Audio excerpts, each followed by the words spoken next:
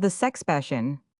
The subject of sex is difficult to deal with. There is no doubt a natural reticence connected with it. There is also a great deal of prudery. The passion occupies, without being spoken of, a large part of human thought, and words on the subject being so few and inadequate, everything that is said is liable to be misunderstood. Violent inferences are made and equivocations surmised from the simplest remarks. Qualified admissions of liberty are interpreted into recommendations of unbridled license, and generally the perspective of literary expression is turned upside down. There is in fact a vast deal of fetishism in the current treatment of the question. Nor can one altogether be surprised at this when one sees how important sex is in the scheme of things, and how deeply it has been associated since the earliest times, not only with man's personal impulses, but even with his religious sentiments and ceremonials. Next to hunger, it is doubtless the most primitive and imperative of our needs. But in modern civilized life, sex enters probably even more into consciousness eight than hunger. For the hunger needs of the human race are in the later societies fairly well satisfied, but the sex desires are strongly restrained, both by law and custom, from satisfaction and so assert themselves all the more in thought. To find the place of these desires, their utterance, their control, their personal import, their social import, is a tremendous problem to every youth and girl, man and woman. There are few of both sexes, doubtless, who hardly feel the passion who have never been in love, and who experience no strong sexual appetite, but these are rare. Practically, the passion is a matter of universal experience. And speaking broadly and generally, we may say it is a matter on which it is quite desirable that every adult at some time or other should have actual experience. There may be exceptions, but as said, the instinct lies so deep and is so universal that for the understanding of life off one's own life, of that of others, and of human nature in general as well as for the proper development of one's own capacities, such experience is as a rule needed. And here in passing, I would say that in the social life of the future, this need will surely be recognized, and that while there will be no stigma attaching to voluntary celibacy, the state of enforced celibacy, in which vast numbers of women live today, will be looked upon as a national wrong, almost as grievous nine as that of prostitution off, which latter evil indeed it is in some degree the counterpart or necessary accompaniment. Of course, nature personifying under this term the more unconscious, even though human, instincts and forces takes pretty good care in her own way that sex shall not be neglected. She has her own purposes to work out, which in a sense have nothing to do with the individual or racial purposes. But she acts in the rough, with tremendous sweep and power, and with little adjustment to or consideration for the later developed and more conscious and intelligent ideals of humanity. The youth, deeply infected with the sex passion, suddenly finds himself in the presence of titanic forces, titanic but subconscious forces of his own nature. In love, he feels a superhuman impulse, and naturally so, for he identifies himself with cosmic energies and entities, powers that are preparing the future of the race, and whose operations extend over vast regions of space and millennial lapses of time. He sees into the abysmal deeps of his own being, and trembles with a kind of awe at the disclosure. And what he feels concerning himself, he feels similarly concerning the one who has inspired his passion. The glances of the two lovers penetrate far beyond the surface, ages down into each other, waking a myriad antenatal dreams. For the moment he lets himself go, rejoicing in the sense of limitless power beneath him borne onwards like a man down rapids, too intoxicated with the glory of motion to think of whither he is going.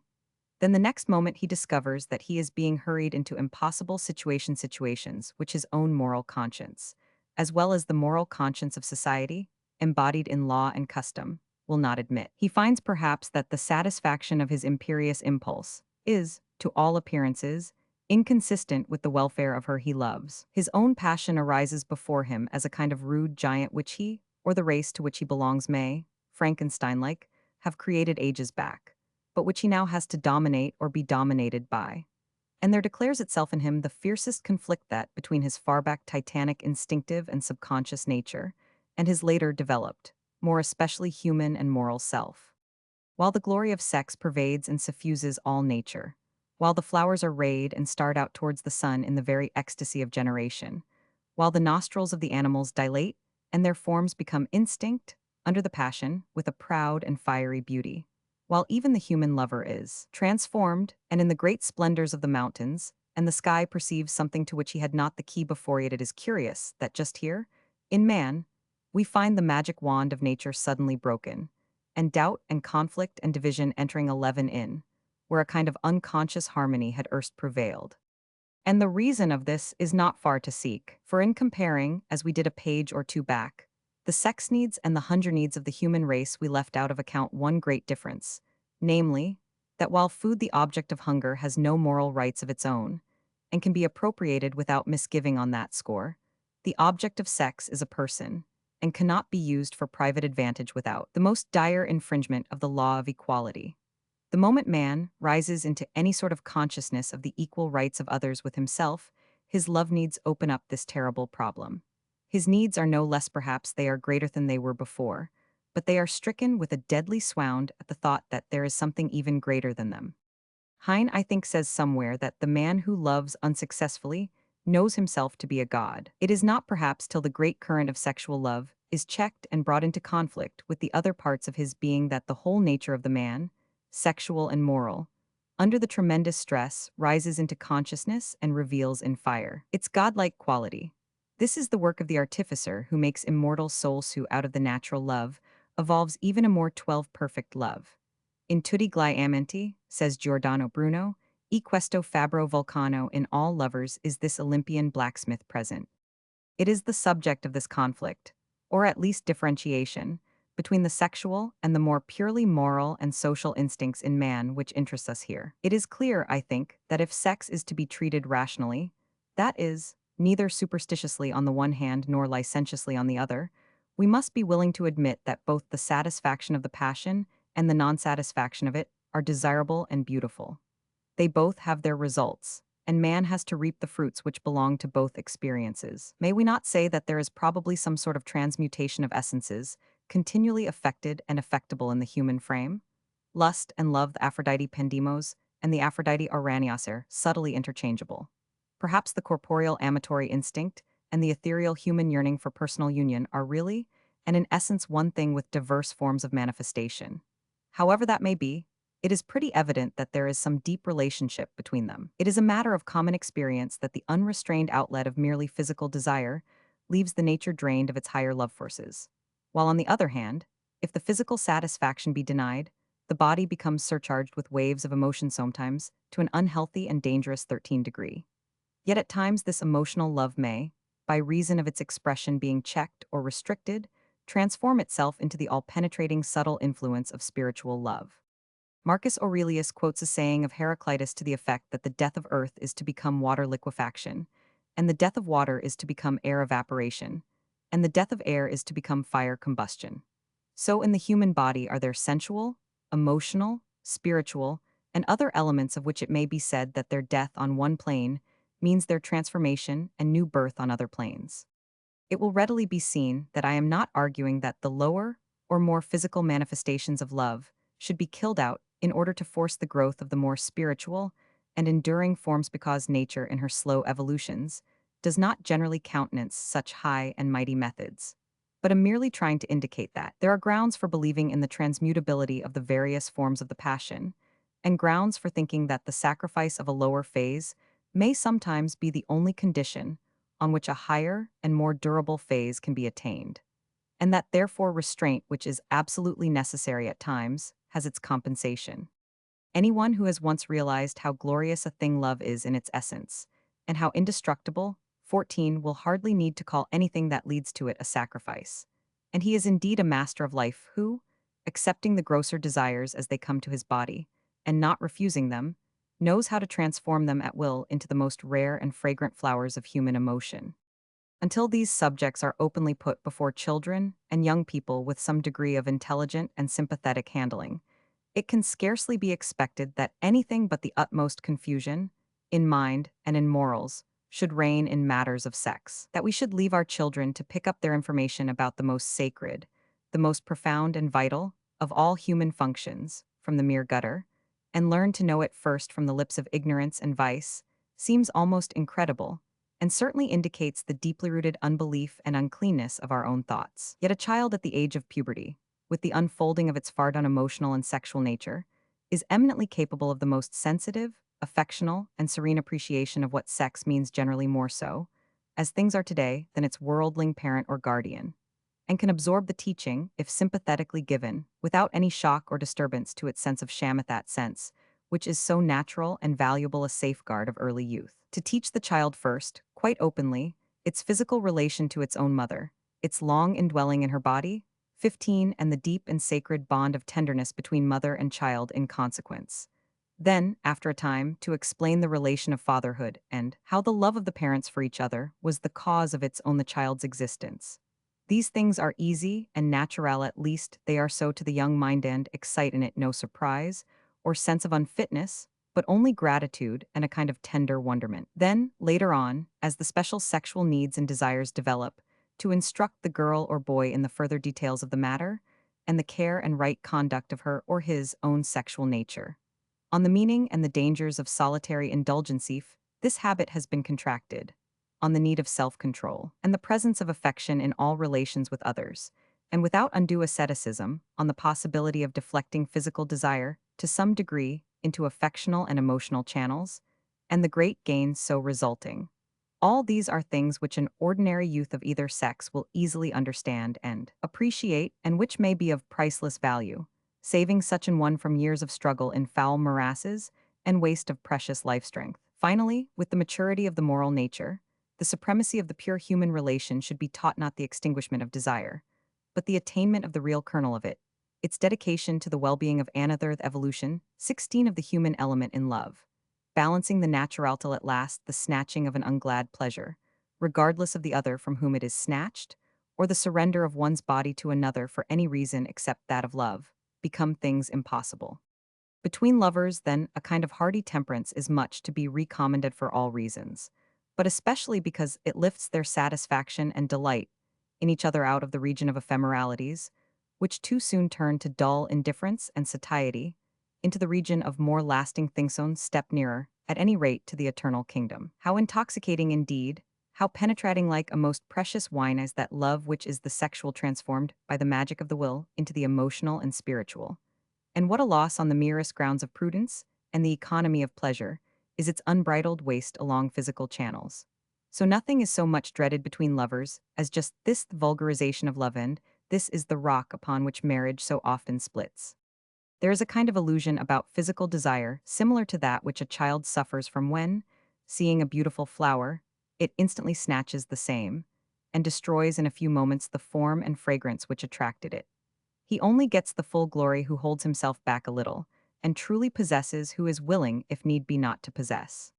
On the other hand, it must not be pretended that the physical passions are by their nature unclean, or otherwise than admirable and desirable in their place. Any attempt to absolutely disown or despite them, carried out over long periods either by individuals or bodies of people, only ends in the thinning out of the human nature, the very consequent stinting of the supply of its growth material, and is liable to stultify itself in time by leading to reactionary excesses. It must never be forgotten that the physical basis throughout life is of the first importance, and supplies the nutrition and foodstuff without which the higher powers cannot exist, or at least manifest themselves. Intimacies founded on intellectual and moral affinities alone are seldom very deep and lasting. If the physical basis in any form is quite absent, the acquaintanceship is liable to die away again like an uprooted plant. In many cases, especially of women, the nature is never really understood or disclosed, till the sex feeling is touched however lightly. Besides, it must be remembered that in order for a perfect intimacy between two people, their bodies must by the nature of the case be free to each other. The bodily intimacy or endearment may not be the object for which they come together, but if it is denied, its denial will bar any real sense of repose and affiance, and make relation restless, vague, tentative, and unsatisfied. In these lights, it will be seen that what we call asceticism and what we call libertinism are two sides practically of the same shield. So long as the tendency towards mere pleasure indulgence is strong and uncontrolled, so long will the instinct towards asceticism assert itself and rightly. Else we might speedily find ourselves in headlong Phaethonian career. Asceticism is in its place, as the word would indicate, as an exercise, but let it not be looked upon as an end in itself, for that is a mistake of the same kind as going to the opposite extreme. Certainly, if the welfare and happiness of the beloved one were always really the main purpose in our minds, we should have plenty of occasion for self-control, and an artificial asceticism would not be needed. We look for a time doubtless when the hostility between these two parts of man's unperfected nature will be merged in the perfect love. But at present, and until this happens, their conflict is certainly one of the most pregnant things in all our experience, and must not by any means be blinked or evaded, but boldly faced. It is in itself almost a sexual act. The mortal nature through it is, so to speak, torn asunder, and through the rent so made in his mortality does it sometimes happen that a new and immortal man is born. Sex pleasures afford a kind of type of all pleasure. The dissatisfaction which at times follows on them is the same as follows on all pleasure which is sought, 19, and which does not come unsought. The dissatisfaction is not in the nature of pleasure itself, but in the nature of seeking. In going off in pursuit of things external, the eye, since it really has everything and needs nothing, deceives itself, goes out from its true home, tears itself asunder, and admits a gap or rent in its own being. This, it must be supposed, is what is meant by sin separation, or sundering of one's being and all the pain that goes therewith. It all consists in seeking those external things and pleasures, not 1,000 times be it said, in the external things or pleasures themselves. They are all fair and gracious enough. Their place is to stand round the throne, and offer their homage rank behind rank in their multitudes if, so be we will accept it. But for us to go out of ourselves to run after them, to allow ourselves to be divided and rent in twain by their attraction, that is an inversion of the order of heaven. To this desertion of one's true self sex tempts most strongly, and stands as the type of Maya and the world illusion. Yet the beauty of the loved one, and the delight of corporeal union, all turn to dust and ashes if bought at the price of disunion and disloyalty, in the higher sphere as disloyalty, even to the person whose mortal love is sought. The higher and more durable part of man, whirled along in the rapids and whirlpools of desire, experiences tortures the moment it comes to recognize that it is something other than 20 physical. Then comes the struggle to regain its lost paradise, and the frightful effort of coordination between the two natures, by which the center of consciousness is gradually transferred from the fugitive to the more permanent part, and the mortal and changeable is assigned its due place in the outer chambers and forecourts of the temple. Pleasure should come as the natural and indeed inevitable accompaniment of life, believed in with a kind of free faith, but never sought as the object of life. It is in the inversion of this order that the uncleanness of the senses arises. Sex today throughout the domains of civilization is thoroughly unclean. Everywhere it is slimed over with the thought of pleasure. Not for joy, not for mere delight in an excess of life, not for pride in the generation of children, not for a symbol and expression of deepest soul union, does it exist but for our own gratification. Hence we disown it in our thoughts, and cover it up with false shame and unbelief, knowing well that to seek a social act for a private end is a falsehood. The body itself is kept religiously covered, smothered away from the rush of the great purifying life of nature, infected with dirt and disease, and a subject for prurient thought and exaggerated, lust such as in its naked state it would never provoke. The skin becomes sickly and corrupt, and of a dead leaden white hue, which strangely enough is supposed to be more 21 beautiful than the rich rose-brown, delicately shaded into lighter tints in the less exposed parts, which it would wear if tanned by daily welcome of sun and wind. Sexual embraces themselves seldom receive the benison of Dame Nature, in whose presence alone, under the burning sun or the high canopy of the stars, and surrounded by the fragrant atmosphere, their meaning can be fully understood, but take place in stuffy dens of dirty upholstery and are associated with all unbeautiful things.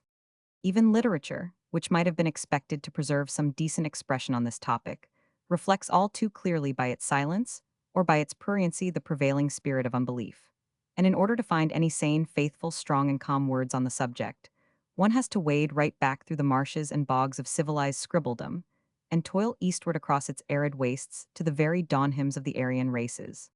In one of the Upanishads of the Vedic sacred books, the Brihadaranyaka Upanishad, there is a fine passage in which instruction is given to the man who desires a noble son, as to the prayers which he shall offer to the gods on the occasion of congress with his wife. In primitive, simple, and serene language it directs him how, at such times, he should pray to the various forms of deity who preside over the operations of nature. To Vishnu to prepare the 22 womb of the future mother, to Prajapati to watch over the influx of the semen, and to the other gods to nourish the fetus, etc. Nothing could be, I am judging from the only translation I have met with, a Latin one more composed, serene, simple, and religious in feeling, and well might it be if such instructions were preserved and followed, even today. Yet such is the pass we have come to that actually Max Muller in his translations of the sacred books of the East appears to have been unable to persuade himself to render these, and a few other quite similar passages into English, but gives them in the original Sanskrit. One might have thought that as professor in the University of Oxford, presumably sans pour et sans reproche, and professedly engaged in making a translation of these books for students, it was his duty, and it might have been his delight to make intelligible just such passages as these, which give the pure and pious sentiment of the early world in so perfect a form. Unless indeed he thought the sentiment impure and impious, in which case we have, indeed, a measure of the degradation of the public opinion which must have swayed his mind. As to the only German translation of the Upanishad which I can find, it balks at the same passages in the same feeble, repeating nicht wiederzugeben, over and over again, till at last one can but conclude that the translator is right, and that the simplicity and sacredness 23 of the feeling is in this our time indeed not to be reproduced.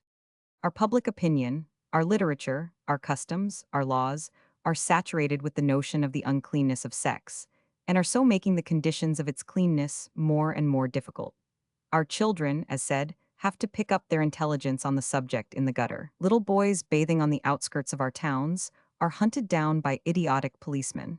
apparently infuriated by the sight of the naked body, even of childhood. Lately, in one of our northern towns, the boys and men bathing in a public pool, set apart by the corporation for the purpose, where though forced to wear some kind of covering kept till 9 o'clock at night before they were allowed to go into the water list in the full daylight,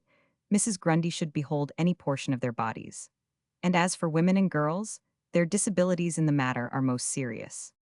Till this dirty and dismal sentiment with regard to the human body is removed, there can be little hope of anything like a free and gracious public life. With the regeneration of our social ideas, the whole conception of sex as a thing covert, and to be ashamed of, marketable and unclean, will have to be regenerated. That inestimable freedom and pride which is the basis of all true manhood and womanhood will have to enter into this most intimate relation, to preserve it frank 24 and pure from the damnable commercialism, which buys and sells all human things, and from the religious hypocrisy which covers and conceals, and a healthy delight in and cultivation of the body and all its natural functions, and a determination to keep them pure and beautiful, open and sane and free, will have to become a recognized part of national life. Possibly, and indeed probably, as the sentiment of common life and common interest grows, and the capacity for true companionship increases with the decrease of self-regarding anxiety,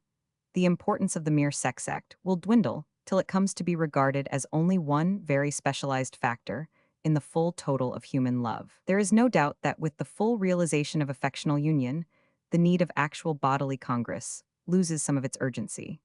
And it is not difficult to see in our present-day social life that the want of the former is, according to the law of transmutation, one marked cause of the violence and extravagance of the lower passions. But however things may change with the further evolution of man, there is no doubt that first of all the sex relation must be divested of the sentiment of uncleanness which surrounds it, and rehabilitated again with a sense almost of religious consecration. And this means, as I have said, a free people, proud in the mastery and the divinity of their own lives, and in the beauty and openness of their own bodies. Sex is the allegory of love in the physical world. It is from this fact that it derives its immense power. The aim of love is non-differentiation, absolute union of being, but absolute union can only be found at the center of existence. Therefore, whoever has truly found another has found not only that other, and with that other himself, but has found also a third who dwells at the center, and holds the plastic material of the universe in the palm of his hand, and is a creator of sensible forms. Similarly, the aim of sex is union and non-differentiation but on the physical plane.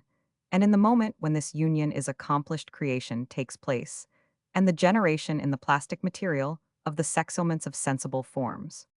In the animal and lower human world end, wherever the creature is incapable of realizing the perfect love, which is indeed able to transform it into a god nature, in the purely physical instincts does the next best thing. That is, she effects a corporeal union, and so generates another creature, who by the very process of his generation shall be one step nearer to the universal soul and the realization of the desired end. Nevertheless, the moment the other love and all that goes with it is realized, the natural sexual love has to fall into a secondary placid lover must stand on his feet and not on his head, or else the most dire confusions ensue and torments Ionian. Taking all together, I think it may fairly be said that the prime object of sex is union, the physical union as the allegory and expression of the real union, and that generation is a secondary object or result of this union. If we go to the lowest material expressions of sexes among the protozoic cells, we find that they, the cells, unite together, two into one, and that, as a result of the nutrition that ensues, this joint cell after a time but not always breaks up by fission into a number of progeny cells. Or if on the other hand we go to the very highest expression of sex, in the sentiment of love, we find the latter takes the form chiefly and before all else of a desire for union, and only in lesser degree of a desire for race propagation. I mention this because it probably makes a good deal of difference in our estimate of sex, whether the one function or the other is considered primary. There is perhaps a slight tendency among medical and other authorities to overlook the question of the important physical actions and reactions, and even corporeal modifications, which may ensue upon sexual intercourse between two people, and to fix their attention too exclusively upon their childbearing function. 27. But in truth, it is probable, I think, from various considerations, that the spermatozoa pass through the tissues and affect the general body of the female, as well as that the male absorbs minutest cells from the female, and that generally, even without the actual sex act, there is an interchange of vital and ethereal elements, so that it might be said there is a kind of generation taking place within each of the persons concerned, through their mutual influence on each other, as well as that more specialized generation which consists in the propagation of the race. At the last, and taking it as a whole, one has the same difficulty in dealing with the subject of love, which meets one at every turn in modern life, with monstrous separation of one part of our nature from another, the way in which, no doubt in the necessary course of evolution, we have cut ourselves in twain as it were, and assigned right and wrong, heaven and hell, spiritual and material, and other violent distinctions to the separate portions. We have eaten of the tree of knowledge of good and evil with a vengeance. The Lord has indeed driven us out of paradise into the domain of that Fabro Vulcano, who with tremendous hammerstrokes must hammer the 28 knowledge of good and evil out of us again. I feel that I owe an apology to the beautiful God for daring even for a moment to think of dissecting him soul from body, and for speaking as if these artificial distinctions were in any wise eternal. Will the man or woman, or race of men and women, never come, to whom love in its various manifestations shall be from the beginning a perfect whole, pure and natural, free, and standing sanely on its feet? The man, the ungrown man, the ordinary human male, is a curious animal. While mastering the world with his pluck, skill, enterprise, he is in matters of love for the most part a child. The passion plays havoc with him, nor does he ride the lion as Ariadne is fabled to have done.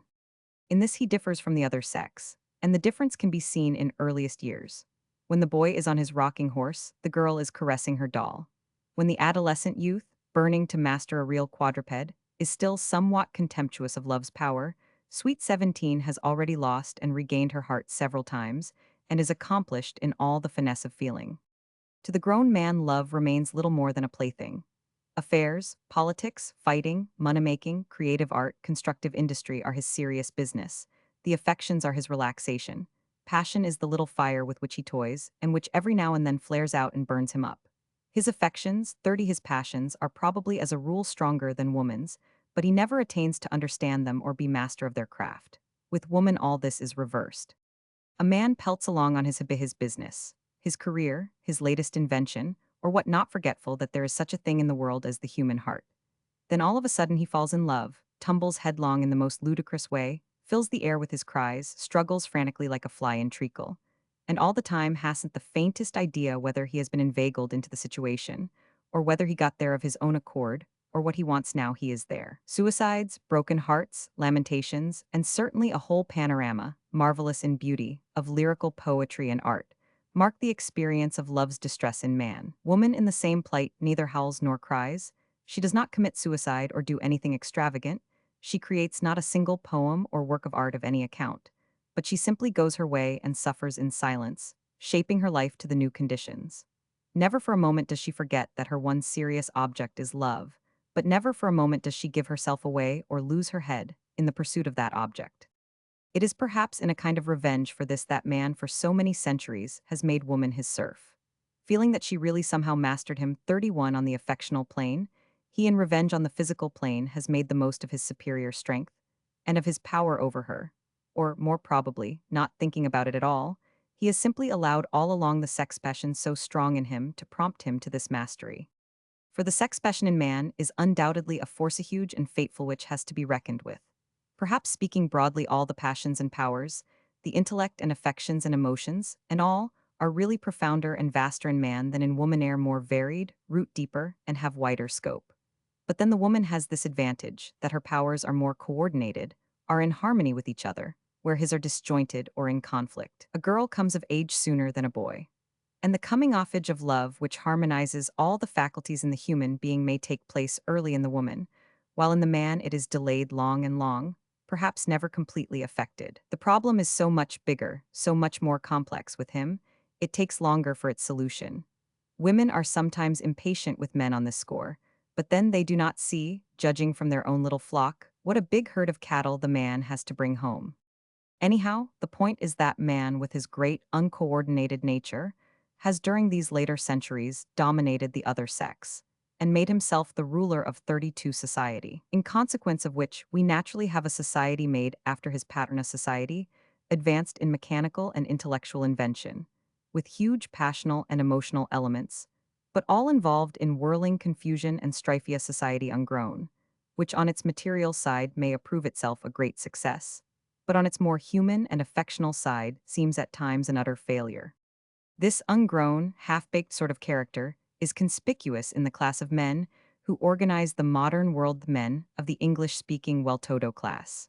The boy of this class begins life at a public school. He does not learn much from the masters, but he knocks about among his fellows in cricket and football and athletics, and turns out with an excellent organizing capacity and a tolerably firm and reliable grip on the practical and material side of life, qualities which are of first-rate importance, and which give the English ruling classes a similar mission in the world to the Romans of the early empire. A certain standard, too, for what it is worth of schoolboy honor and fairness is thumped into him. It is very narrow and conventional, but at its best rises as high as a conception of self-sacrifice and duty, though never to the conception of love. At the same time, a strong and lavish diet and an easy life stimulate his functional energies and his animal passions to a high degree. Here certainly is some splendid material, and if well pounded into shape, kneaded and baked, might result in a useful upper crust for society. But alas, it remains, or actually degenerates into, a most fatuous dough. The boy never learns anything after he leaves school. He gets no more thumps. He glides easily into the higher walks of the world, backed by his parents' money into law or army or church or civil service or commerce. He has really no serious fights to fight or efforts to make, sees next to nothing of actual life, has an easy time, can marry pretty well whom he chooses, or console himself with unmarried joys, and ultimately settles down into the routine and convention of his particular profession, a picture of beefy self-satisfaction. Affection and tenderness of feeling, though latent in him, have never, owing to the unfortunate conditions of his life, been developed, but their place begins to be taken by a rather dreary cynicism. Sex, always strong, still even now in its waning days, retains the first place. And the mature man, having no adequate counterpoise to it in the growth of his sympathetic nature, is fain to find his highest restraints or sanctions in the unripe code of his schooldays or the odious conventions and prejudices of the professional clique to which he belongs. So it comes about that the men who have the sway of the world today are in the most important matters quite ungrown. They really have never come 34 of age in any adequate sense. Like Ephraim, they are a cake not turned. Wherever they turn up, in lords or commons, civil or military, law or church or medicine, the judge on the bench, the bishop, the ruler of India, the exploiter of South Africa, the man who booms a company in the city, or who builds up a great commercial trust and gets a title for supporting a government, it is much the same. Remove the distinctive insignia of their clique and office, and you find underneath no more than a public schoolboy. Perhaps indeed rather less. For while the schoolboy mind is there, and the schoolboy code of life and honor, the enthusiasm and the promise of youth are gone. It is certainly very maddening at times to think that the destinies of the world, the organization of society, the wonderful scope of possible statesmanship, the mighty issues of trade and industry, the loves of women, the lives of criminals, the fate of savage nations should be in the hands of such a set of general nincompoops. men so fatuous that it actually does not hurt them to see the streets crammed with prostitutes by night, or the parks by day with the semi-lifeless bodies of tramps. Men, to whom it seems quite natural that our marriage and social institutions should lumber along over the bodies of women, as our commercial institutions grind over the bodies of the poor, and our imperial enterprise 35 over the bodies of barbarian races, destroyed by drink and deviltry. But then no doubt the world is made like that. Assuredly, it is no wonder that the more go-ahead women, who have come round to the light by their own way, and through much darkness and suffering, should rise in revolt. Or that the workmen finding their lives in the hands of those who do not know what life is should do the same.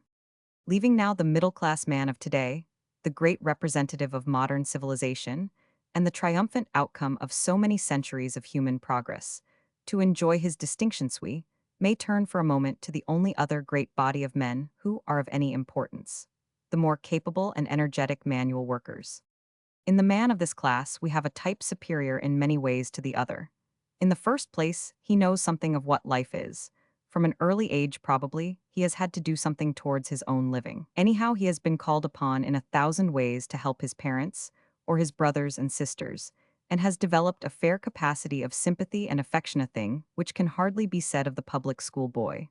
While his work, narrow though it may be, has given him a certain definite ability and grasp of actual fact. If, as is now happening in hundreds of thousands of cases, there is superadded to all this some of the general culture which arises from 36 active reading and study, it is clear that the result is going to be considerable.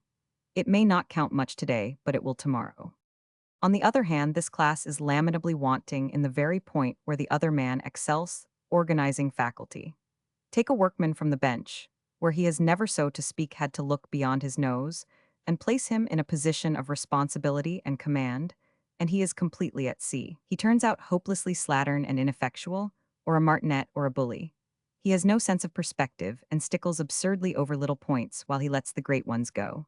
And it is almost impossible for him to look before and after as he should do, or bring to a proper focus a whole field of considerations. In all this he is a mere child, and evidently by himself unfit to rule the world. In many respects, the newer women and the workmen resemble each other. Both have been bullied and sat upon from time immemorial, and are beginning to revolt. Both are good at detailed and set or customary work. Both are bad at organization. Both are stronger on the emotional than on the intellectual side, and both have an ideal of better things, but do not quite see their way to carry it out. Their best hope perhaps lies in their both getting hold of the middle-class man and thumping him on each side till they get him to organize the world for them. The latter 37 has no ideal, no object, no enthusiasm of his own. He cannot set himself to work, and consequently he is just made use of by the commercial spirit of the day. It is really lamentable to think how this great organizing capacity which might create a wholly human empire of the world is simply at present the tool of the Jew and the speculator. In parliamentary, military, Indian, home, or colonial politics, the quondam public schoolboy is just led by the nose by the money-grubbing interest, to serve its purposes, and half the time has not the sense to see that he is being so led. It might seem that it would be the greatest blessing and benefit to the man of this class to find him an ideal to work to. Certainly, it is his only real and conceivable function to form an alliance with the two other great classes of the modern nations, women, and the workmen, and organize for them. Whether he will see it so, we know not. But if this might come about, great things would happen in the world. Woman, the serf, a half-grown man, is of course a tyrant. And so it has come about that the rule of man in the world has, for many ages, meant the serfdom of woman. Far back in history, at a time when in the early societies the thought of inequality had hardly arisen, it would appear that the female in her own way as sole authenticator of birth and parentage, as guardian of the household, as inventress of agriculture and the peaceful arts, as priestess or prophetess or sharer in the councils of the tribe, was as powerful as man in his, and sometimes even more so. But from thence, down to today, what centuries of repression, of slavehood, of dumbness and obscurity have been her lot? There is much to show that the greed of private property was the old serpent which brought about the fall of our first parents. For, as this sentiment, chief incentive to modern civilization, rose and spread with a kind of contagion over the advancing races of mankind, the human male, bitten by it, not only claimed possession of everything he could lay hands upon, but 39 ended by enslaving and appropriating his own mate, his second self-reducing her also to a mere chattel, a slave and a plaything. Certainly it is curious that, with whatever occasional exceptions, the periods of man's ascendancy have been the periods of so much sadness and degradation of women. He, all through, more and more calmly assuming that it must be her province to live and work for him, shutting her more and more into the seclusion of the boudoir and the harem, or down to the drudgery of the hearth, confining her body, her mind, playing always upon her sex nature, accentuating always thought as though she were indeed not else but sex, yet furious if her feelings were not always obedient to his desire, arrogating to himself a masculine license, yet revenging the least unfaithfulness on her part by casting her out into the scorned life of the prostitute, and granting her more and more but one choice in life to be a free woman, and to die, unsexed, in the gutter, or for creature comforts and a good name to sell herself, soul and body, into lifelong bondage, while she more and more has accepted as inevitable the situation, and moved, satied to her patient and uncomplaining work, to the narrow sphere and petty details of household labor and life, of patience and self-effacement, of tenderness and love, little noticed and less understood, or twisted herself into a ridiculous mime of fashion and frivolity, 40 if so she might find a use for her empty head, and some favor with her lord, her own real impulses and character, her own talents and genius, all the while smothered away and blighted, her brain dwarfed, and her outlook on the world marred by falsity and ignorance.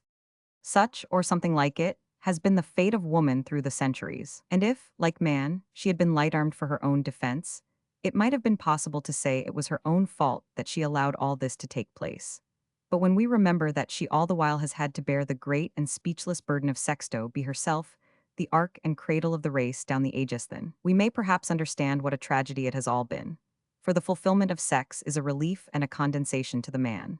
He goes his way, and, so to speak, thinks no more about it. But to the woman it is the culmination of her life, her profound and secret mission to humanity, of incomparable import and delicacy. It is difficult, of course, for men to understand the depth and sacredness of the mother feeling in woman, its joys and hope, its leaden weight of cares and anxieties, the burden of pregnancy and gestation, the deep inner solicitude and despondency, the fears that all may not be well, the indrawing and absorption of her life into the life of the child, the 41 increasing effort to attend to anything else, to care for anything else, her willingness even to die if only the child may be born safe. These are things which Manx Septet be occasionally in his role as artist or inventordos, but faintly imagine. Then, later on, the dedication to the young life or lives, the years of day-long and night-long labor and forethought, in which the very thought of self is effaced, of tender service for which there is no recognition, nor ever will or can be accept in the far future. The sacrifice of personal interests and expansions in the ever-narrowing round of domestic duty, and in the end the sad wonderment and grievous, unfulfilled yearning, as one by one the growing boy and girl push their way into the world and disavow their hometies and dependents. The sundering of heartstrings even as the navel cord had to be sundered before.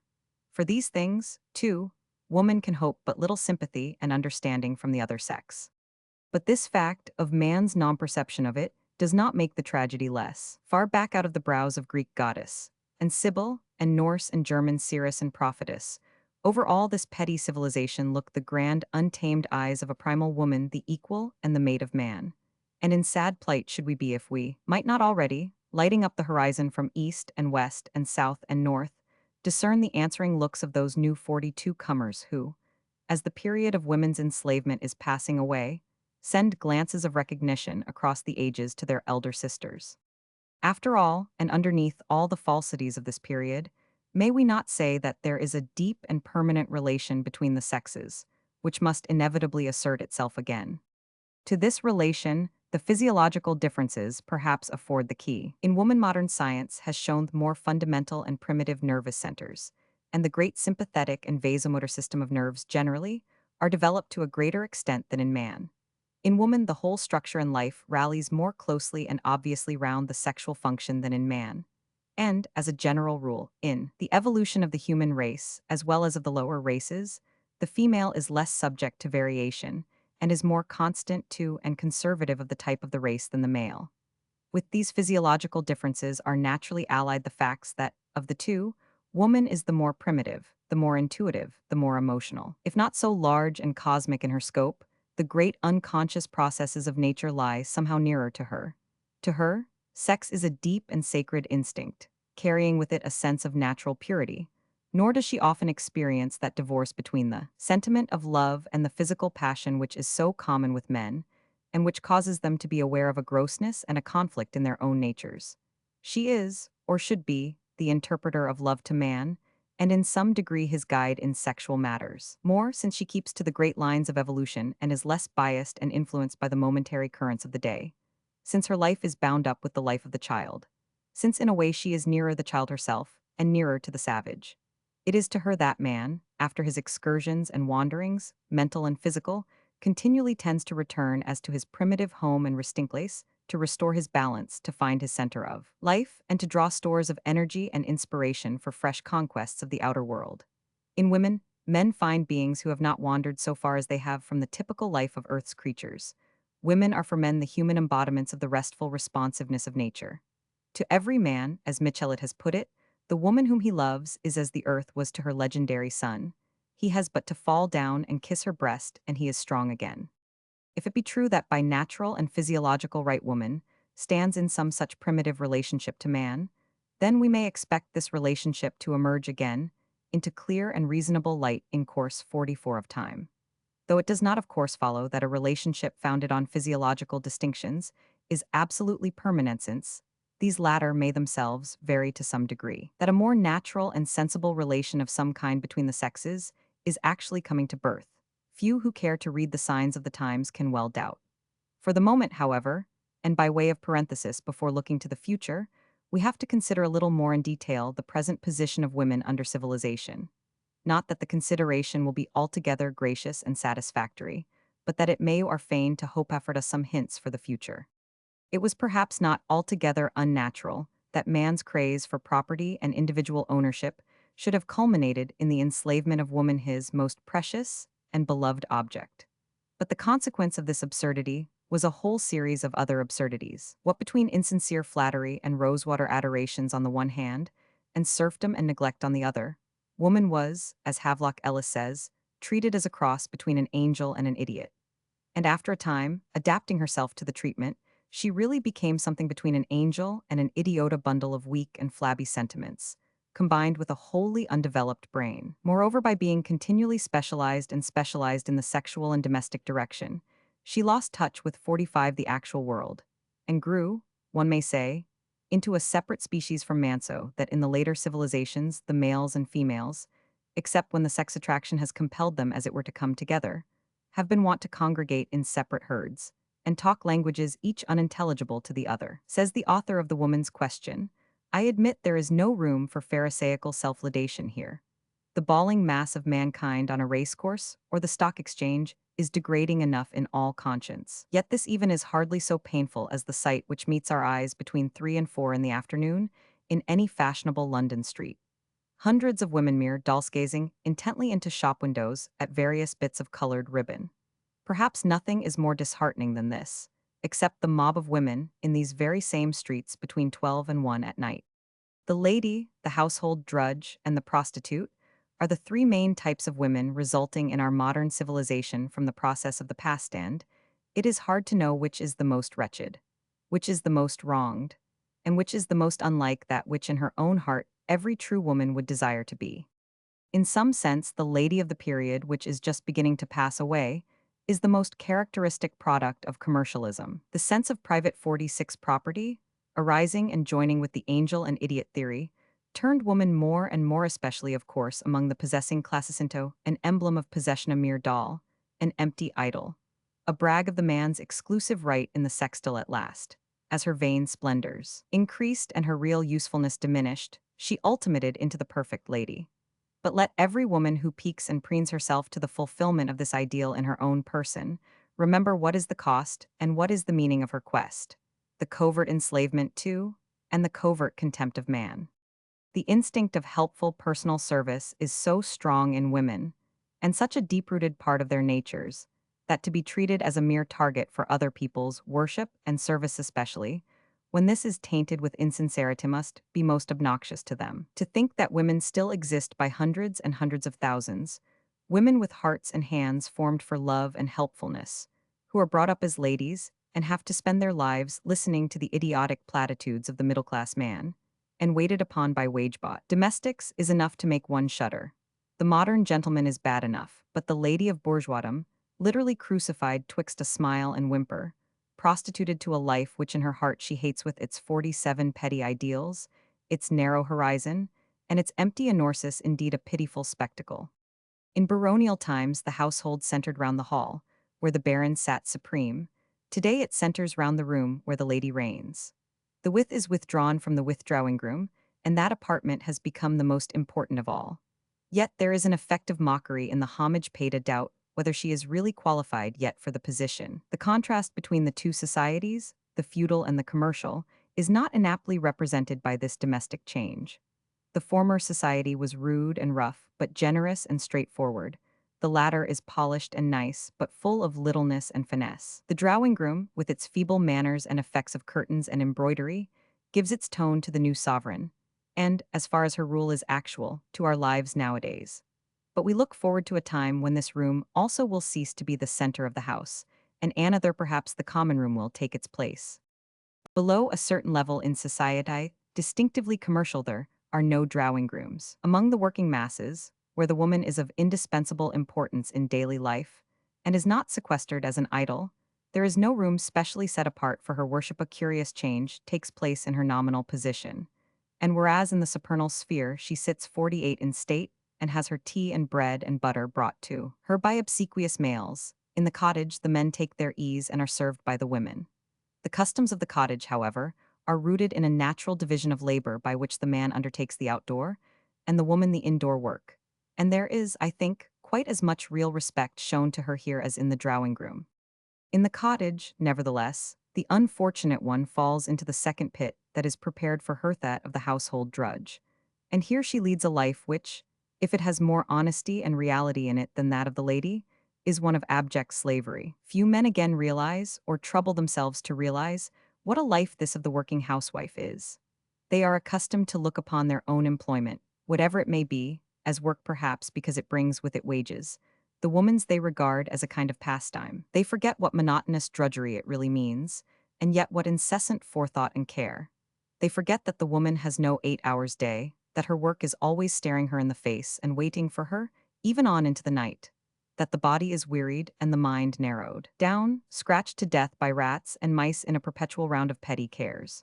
For not only does civilization and multifarious invention, including smoke, make the burden of domestic life immensely complex, but 49 the point is that each housewife has to sustain this burden to herself in lonely effort. What a sight, in any of our great towns, to enter into the cottages or tenements, which form the endless rows of suburban streets, and to find in each one a working wife struggling alone in semi-darkness and seclusion, with the toils of an entire separate household, with meals to be planned and provided, with bread to be baked, clothes to be washed and mended, children to be kept in order, a husband to be humored, and a house to be swept and dusted, herself wearied and worried, debilitated with confinement and want of fresh air, and low-spirited for want of change and society. How futile and how dreary.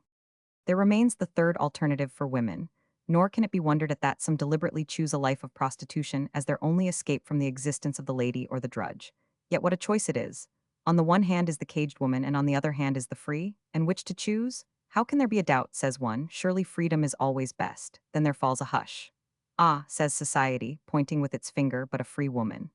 And yet is it possible for woman ever to be worthy her name, unless she is free? Today, or up to today, just as the wage worker has had no means of livelihood except by the sale of 50 his bodily labor, so woman has had no means of livelihood except by the surrender of her bodily sex. She could dispose of it to one man for life, and have in return the respect of society and the caged existence of the lady or the drudge, or she could sell it night by night and be a free woman, scorned of the world and portioned to die in the gutter. In either case, if she really thinks about the matter at all, she must lose her self-respect. What a choice, what a frightful choice. And this has been the fate of woman for how long? If, as a consequence of all this, woman has gone downhill, there is no doubt that man has gravitated too. Or was it really that Jack fell down first, and Jill came tumbling after? Anyhow, I think that nothing can be more clear, and this I believe should be taken as the basis of any discussion on the relation of the sexes, then, that whatever injures the one sex injures the other, and that whatever defects or partialities may be found in the one must, from the nature of the case, be tallied by corresponding defects and partialities in the other. The two halves of the human race are complementary, and it is useless for one to attempt to glorify itself at the expense of the other. As in Olive Schreiner's allegory of woman, Three Dreams in a Desert, man and woman are bound together by a vital band, and the one cannot move a step in advance of the other. If we were called upon to characterize these mutual defects inbred partly by the false property relation, we should be inclined to say they were brutality and conceit on the one hand, and finesse and subtlety on the other.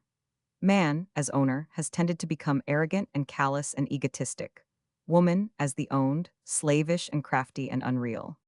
As a matter of fact, and allowing that sweeping generalizations of this kind are open to a good many exceptions, we do find at any rate in the British Isles a most wonderful and celestial indifference to anything but their own affairs amongst the lords of creation,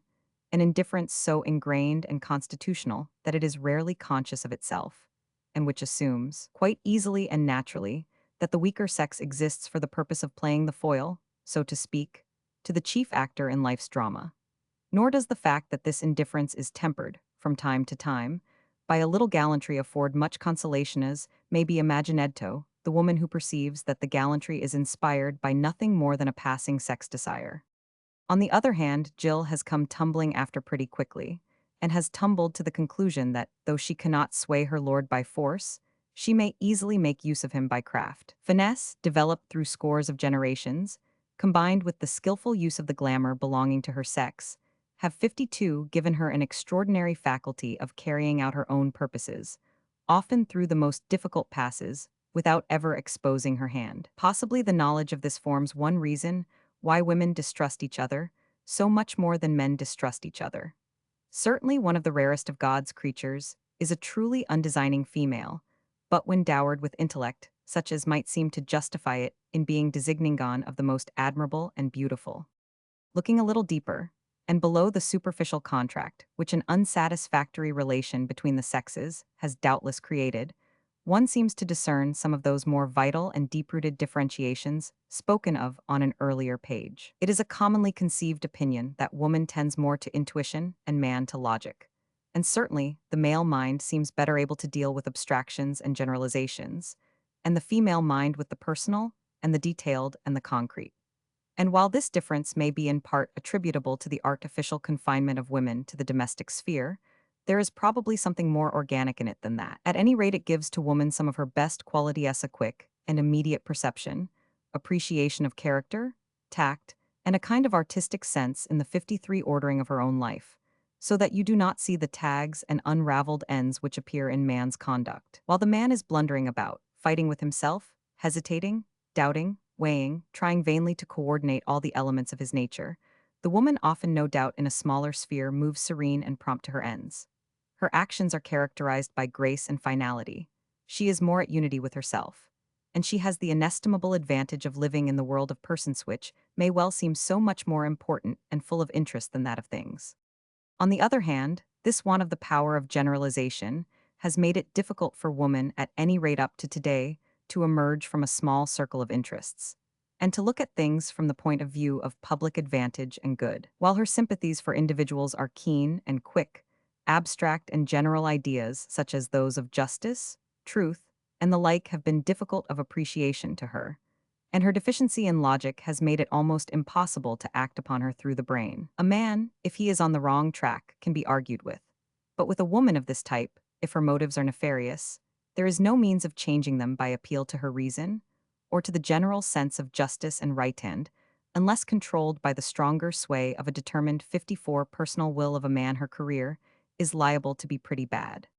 Generally, it will be admitted, as we are dealing with points of mental and moral difference between the sexes, man has developed the more active, and woman the more passive qualities.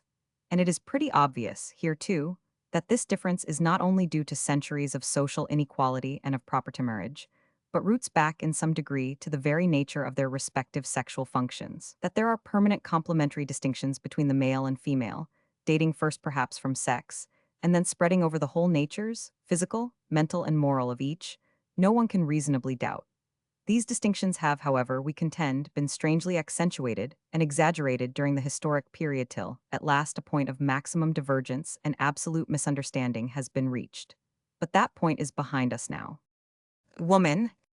in freedom. It is clear enough from what has been said that what woman most needs today, and is mostly seeking for, is a basis of independence for her life.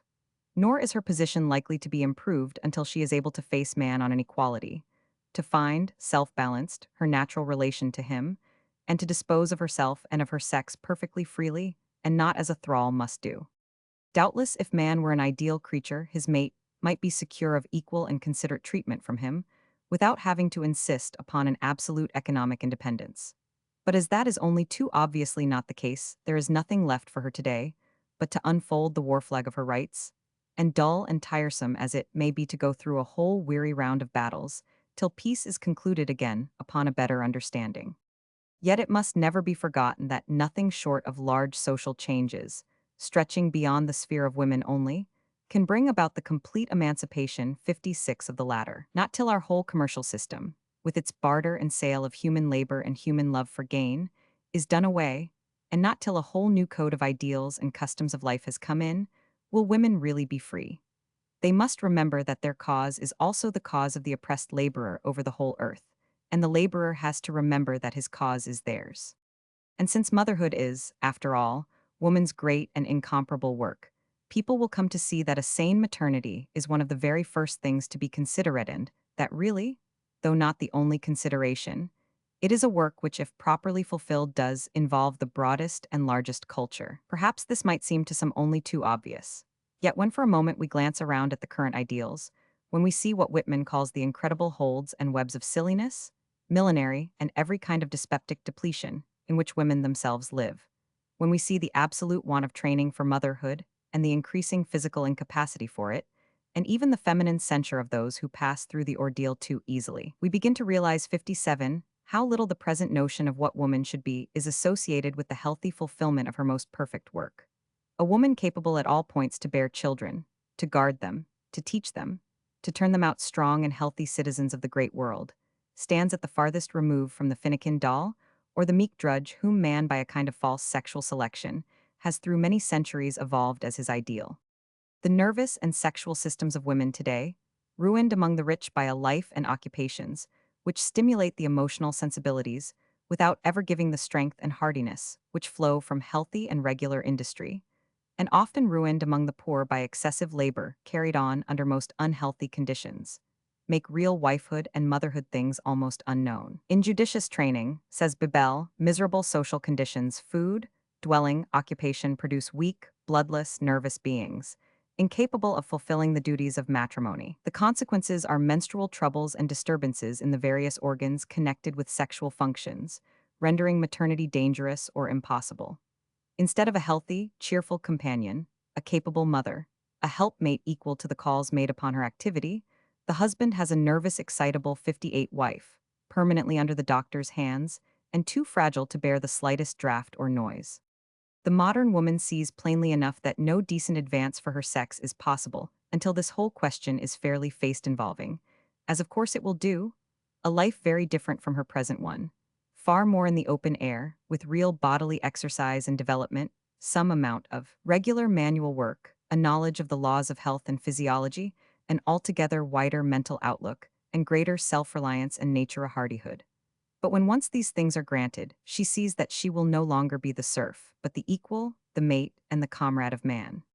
Before any such new conception, it is obvious enough that the poor little pinched ideal of the lady, which has ruled society so long, will fade away into distance and obscurity. People may rail at the new developments, but what, it may be asked, can any decently sensible woman think of her present position off the mock salutations and heroic politeness of the conventional male, with their suggestion of an empty homage to weakness and incapacity, of the unwritten law which condemns her, if occupying any place in society, to bridle in her chin and use an affected speech in order that it may be pat to everybody that she is not free, which forbids natural and spontaneous gesture as unbecoming and suspicious, and, indeed, in 59, any public place as liable to the attention of the policeman. What can she think of the perpetual lies, under which she has to live to, numerous to be recorded. Except that all these things are intolerable. Rather than remain in such a coil, the modern woman is sensible enough to see that she must face the stigma of doing things unladylike, and that only by facing it can she win her true place in the world, and a real comradeship with the only class of man who is capable of such a thing, namely, the man who is willing not to be a gentleman. That a new code of manners between the sexes, founded not on covert lust but on open and mutual helpfulness, has got to come in, is obvious enough. The cry of equality need not, like a red rag, infuriate the Philistine bull. That woman is in general muscularly weaker than man, and that there are certain kinds of effort, even mental, for which she is less fitted, as there are other kinds of effort for which she is more fitted, may easily be granted. But this only means, in the language of all good manners, that there are special ways in which men can assist women, as there are special ways in which women can assist men. Anything which goes beyond this, and the friendly exchange of equal services, and which assumes, in the conventionalities of the private household or the public place, that the female claims a general indulgence because of her general incapacity, is an offense against 60, the encouragement of which women themselves will no doubt be on their guard. I say the signs of revolt on the part of the lady class, revolt long delayed, but now spreading all along the linear, evident enough. When, however, we come to the second type of woman mentioned in the preceding pages, the working wife, when naturally enough do not find much conscious movement. The life of the household drudge is too like that of a slave, too much consumed in mere toil, too little illuminated by any knowledge, for her to rise of herself to any other conception of existence. Nevertheless, it is not difficult to see that general and social changes are working to bring about her liberation also. Improved house construction, public bakeries and laundries, and so forth, and, what is much more important, a more rational and simple and healthful notion of food and furniture, are tending very largely to reduce the labors of housework and cookery. And conservative though women are in their habits, when these changes are brought to their doors, they cannot but see the advantage of them. Public institutions, too, are more and more taking over the responsibilities and the cost of educating and rearing children. And even here and there, we may discern a drift towards the amalgamation of households, which by introducing a common life and division of labor among them, womenfolk will probably do much to cheer and lighten their lot. None 61 of these changes, however, will be of great use unless, or until they wake the overworked woman herself to see and insist on her rights to a better life, and until they force from the man a frank acknowledgement of her claim. And surely here and there, the man himself will do something to educate his mate to this point. We see no reason, indeed, why he should not assist in some part of the domestic work, and thus contribute his share of labor and intelligence to the conduct of the house. Nor why the woman being thus relieved should not occasionally, and when desirable, find salaried work outside, and so contribute to the maintenance of the family and to her own security and sense of independence. The overdifferentiation of the labors of the sexes today is at once a perpetuation of the servitude of women and a cause of misunderstanding between her and man, and of lack of interest in each other's doings. The third type of woman, the prostitute, provides us with that question which, according to Bibeli's the Sphinx riddle that modern society cannot solve, and yet which unsolved threatens society's destruction. The commercial prostitution of love is the last outcome of our whole social system, and its most clear condemnation. It flaunts in our streets, it hides itself in the garment of respectability under the name of matrimony. It eats in actual physical disease and death right through our midst. It is fed by the oppression 62 and the ignorance of women, by their poverty and denied means of livelihood, and by the hypocritical Puritanism, which forbids them by millions not only to gratify, but even to speak of their natural desires. And it is encouraged by the callousness of an age which has accustomed men to buy and sell for money every most precious thingeven, the lifelong labor of their brothers. Therefore, why not also the very bodies of their sisters? Here there is no solution except the freedom of woman, which means, of course, also the freedom of the masses of the people, men and women, and the ceasing altogether of economic slavery. There is no solution which will not include the redemption of the terms free woman and free love to their true and rightful significance. Let every woman whose heart bleeds for the sufferings of her sex hasten to declare herself and to constitute herself, as far as she possibly can, a free woman. Let her accept the term with all the odium that belongs to it. Let her insist on her right to speak, dress, think, act, and above all to use her sex as she deems best. Let her face the scorn and the ridicule. Let her lose her own life if she likes. assured that only so can come deliverance, and that only when the free woman is honored will the prostitute cease to exist. And let every man who really would respect his counterpart entreat her also to act so. Let him never by word or deed tempt her to grant 63 as a bargain what can only be precious as a gift. Let him see her with pleasure stand a little aloof. Let him help her to gain her feet. So at last, by what slight sacrifices on his part such a course may involve, will it dawn upon him that he has gained a real companion and helpmate on life's journey. The whole evil of commercial prostitution arises out of the domination of man in matters of sex. Better indeed were a saturnalia of free men and women than the spectacle which, as it is our great cities present at night. Here in sex, the women's instincts are, as a rule, so clean, so direct, so well rooted in the needs of the race, that except for man's domination they would scarcely have suffered this perversion. Sex in man is an unorganized passion, an individual need or impetus, but in woman it may more properly be termed a constructive instinct, with the larger signification that that involves. Even more than man should woman be free to work out the problem of her sex relations, as may commend itself best to her hampered as little as possible, by legal, conventional, or economic considerations, and relying chiefly on her own native sense and tact in the matter. Once thus free from the mere cash nexus to a husband, from the money-slavery of the streets, from the nameless terrors of social opinion, and from the threats of the choice of perpetual virginity or perpetual bondage would she not indeed choose her career, whether that of wife 64 and mother, or that of free companion, or one of single blessedness far better for herself, than it is chosen for her tade regarding really in some degree the needs of society, and the welfare of children, and the sincerity and durability of her relations to her lovers, and less the petty motives of profit and fear. The point is that the whole conception of a nobler womanhood for the future has to proceed candidly from this basis of her complete freedom as to the disposal of her sex, and from the healthy conviction that, with whatever individual aberrations, she will on the whole use that freedom rationally and, well, and surely this in view too of some decent education of the young on sexual matters, not too great a demand to make on our faith in women. If it is, then indeed we are undone for short of this, we can only retain them in servitude, and society in its form of the hell on earth which it largely is today. Refreshing therefore in its way is the spirit of revolt which is spreading on all sides. Let us hope such revolt will continue. If it lead here and there to strained or false situations, or to temporary misunderstanding still, declared enmity is better than unreal acquiescence. Too long have women acted the part of mere appendages to the male, suppressing their own individuality and fostering his self-conceit. In order to have souls of their own, they must free themselves, and greatly by their own efforts. They must learn to 65 fight.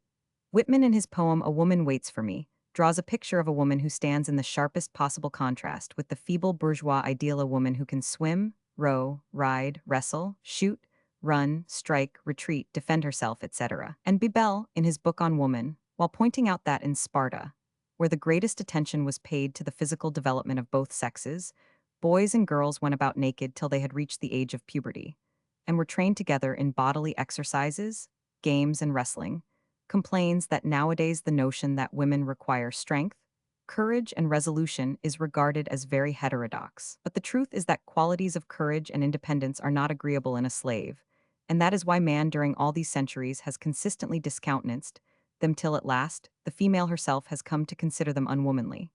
Yet this last epithet is absurd, for if tenderness is the crown and glory of woman, nothing can be more certain than that true tenderness is only found in strong and courageous natures. The tenderness of a servile person is no tenderness at all.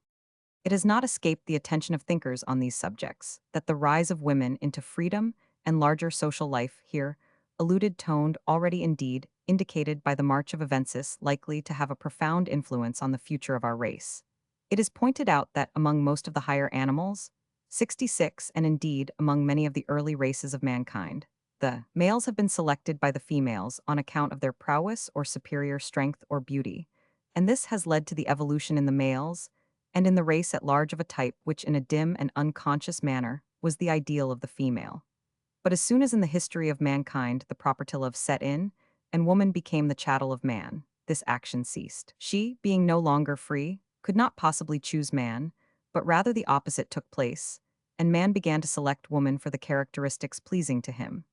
The latter now adorned herself to gratify his taste, and the female type, and consequently, the type of the whole race have been correspondingly affected. With the return of woman to freedom, the ideal of the female may again resume its sway. It is possible, indeed, that the more dignified and serious attitude of women towards sex may give to sexual selection, when exercised by them, a nobler influence than when exercised by the males. Anyhow, it is not difficult to see that women really free would never countenance for their mates the many mean and unclean types of men who today seem to have things all their own way, nor consent to have children by such men. Nor is it difficult to imagine that the feminine influence might thus sway to the evolution of a 67 more manly and dignified race than has been disclosed in these last days of commercial civilization. The modern woman, with her clubs, her debates, her politics, her freedom of action and costume, is forming a public opinion of her own at an amazing rate, and seems to be preparing to spank and even thump the middle-class man in real earnest. What exactly evolution may be preparing for us, we do not know, but apparently some lively sparring matches between the sexes. Of course, all will not be smooth sailing. The women of the new movement are naturally largely drawn from those in whom the maternal instinct is not especially strong, also from those in whom the sexual instinct is not preponderant. Such women do not altogether represent their sex. Some are rather mannish in temperament. Some are homogenic, that is, inclined to attachments to their own, rather than to the opposite sex. Some are ultra-rationalizing and brain-cultured. To many, children are more or less a bore, to others, man's sex passion is a mere impertinence, which they do not understand, and whose place they consequently misjudge. It would not do to say that the majority of the new movement are thus out of line, but there is no doubt that a large number are, and the course of their progress will be correspondingly curvilinear. Perhaps the deficiency in maternal instinct would seem the most serious imputation, but then, who 68 knows, as we have said, what evolution is preparing? Sometimes it seems possible that a new sex is on the make, like the feminine neuters of ants and beast not adapted for childbearing, but with a marvelous and perfect instinct of social service, indispensable for the maintenance of the common life. Certainly most of those who are freeing themselves often with serious struggles from the lady chrysalis are fired with an ardent social enthusiasm. And if they may personally differ in some respects from the average of their sex, it is certain that their efforts will result in a tremendous improvement in the general position of their more commonplace sisters.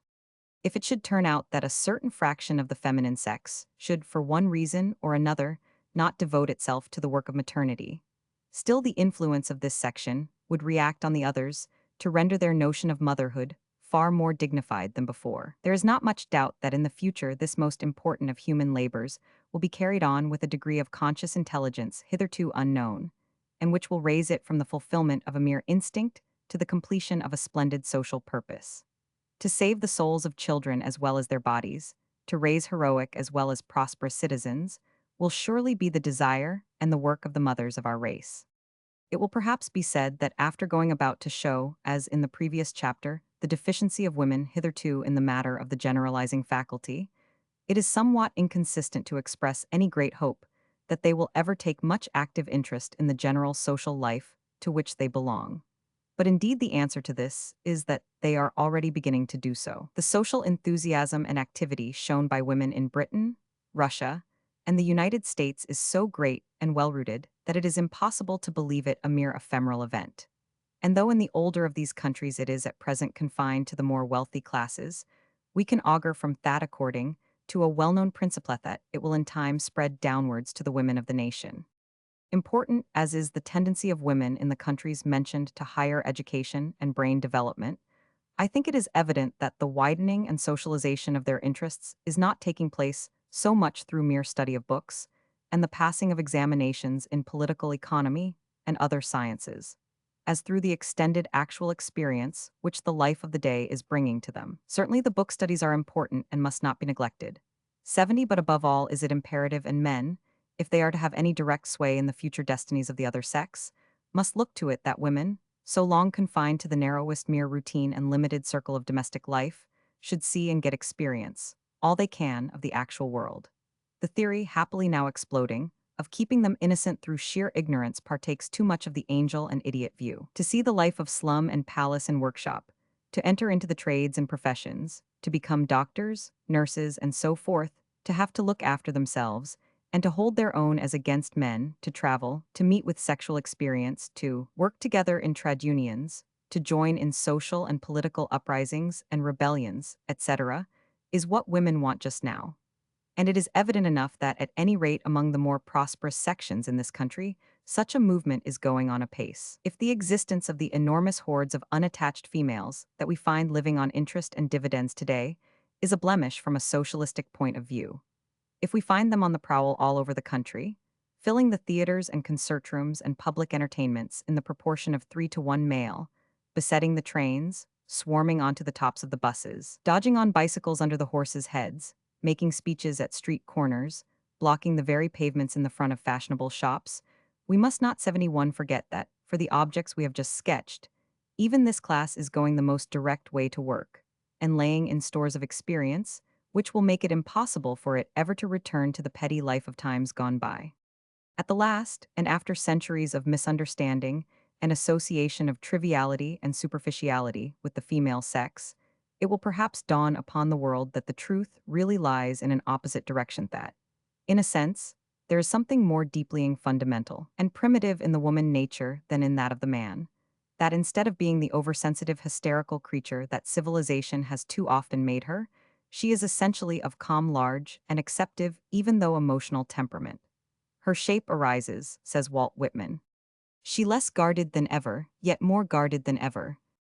The gross and soiled she moves among do not make her gross and soiled. She knows the thoughts as she passes, nothing is concealed from her. She is none the less considerate or friendly therefore. She is the best beloved, it is without exception. She has no reason to fear, and she does not fear. The Greek goddesses look down and across the ages to the very outposts beyond civilization, and already from far America, Australasia, Africa, Norway, Russia, as even in our midst from those who have crossed the borderline of all class and caste, glance forth the features of a grander type, fearless and untamed, the primal, merging into the future woman, who, combining broad sense with sensibility, the passion for nature with the love of man, and commanding indeed the details of life, yet risen out of localism and convention, will help us to undo the bands of death which encircle the present society and open the doors to a new and a wider life. Marriage, a retrospect of the great mystery of human love, and that most intimate personal relation of two souls to each other, perhaps the firmest, most basic and indissoluble fact after our own existence that we know. Of that strange sense often, perhaps generally, instantaneous off long precedent familiarity and kinship, that deep reliance on and acceptation of another in his or her entirety, of the tremendous strength of the chain, which thus at times will bind two hearts in lifelong dedication and devotion, persuading and indeed not seldom compelling the persons concerned to the sacrifice of some of the other elements of their lives and characters, and, withal, of a certain inscrutable veiledness from each other which so frequently accompanies the relation of the opposite sexes, and which forms at once the abiding charm and the pain, sometimes the tragedy of their union, of this palpitating winged living thing, which one may perhaps call the real marriage. I would say but little, for indeed it is only fitting or possible to speak of it by indirect language and suggestion, nor may one venture to rudely 74 drag it from its sanctuary into the light of the common gaze. Compared with this, the actual marriage, in its squalid perversity as we too often have occasion of knowing it, is as the wretched idol of the savage to the reality which it is supposed to represent. And one seems to hear the Aristophanic laughter of the gods as they contemplate man's little clay image of the heavenly love which, cracked in the fire of daily life, he is fain to bind together with rusty hoops of law and parchment bonds, lest it should crumble and fall to pieces altogether. The whole subject, wide as life itself, as heaven and hell, eludes anything like adequate treatment, and we need make no apology for narrowing down our considerations here to just a few practical points. And if we cannot navigate upward into the very heart of the matter, namely, into the causes which make some people love each other with a true and perfect love, and others unite in obedience to, but a counterfeit passionate, we may fairly, I imagine, study some of the conditions which give to actual marriage its present form, or which in the future are likely to provide real affection with a more satisfactory expression than it has as a rule today. As long as man is only half-grown, and woman is a serf or a parasite, it can hardly be expected that marriage should be particularly successful. Two people 75 come together, who know but little of each other, who have been brought up along different lines, who certainly do not understand each other's nature, whose mental interests and occupations are different, whose worldly interests and advantage are also different, to one of whom the subject of sex is probably a sealed book, to the other perhaps a book whose most dismal page has been opened. First, the man needs an outlet for his passion. The girl is looking for a home and a proprietor. A glamour of illusion descends upon the two and drives them into each other's arms. It envelopes in a gracious and misty halo all their differences and misapprehensions. They marry without misgiving, and their hearts overflow with gratitude to the white surpliced old gentleman who reads the service over them. But at a later hour, and with calmer thought, they begin to realize that it is a life sentence which he has so suavely passed upon them not reducible, as in the case of ordinary convicts, even to a term of 20 years.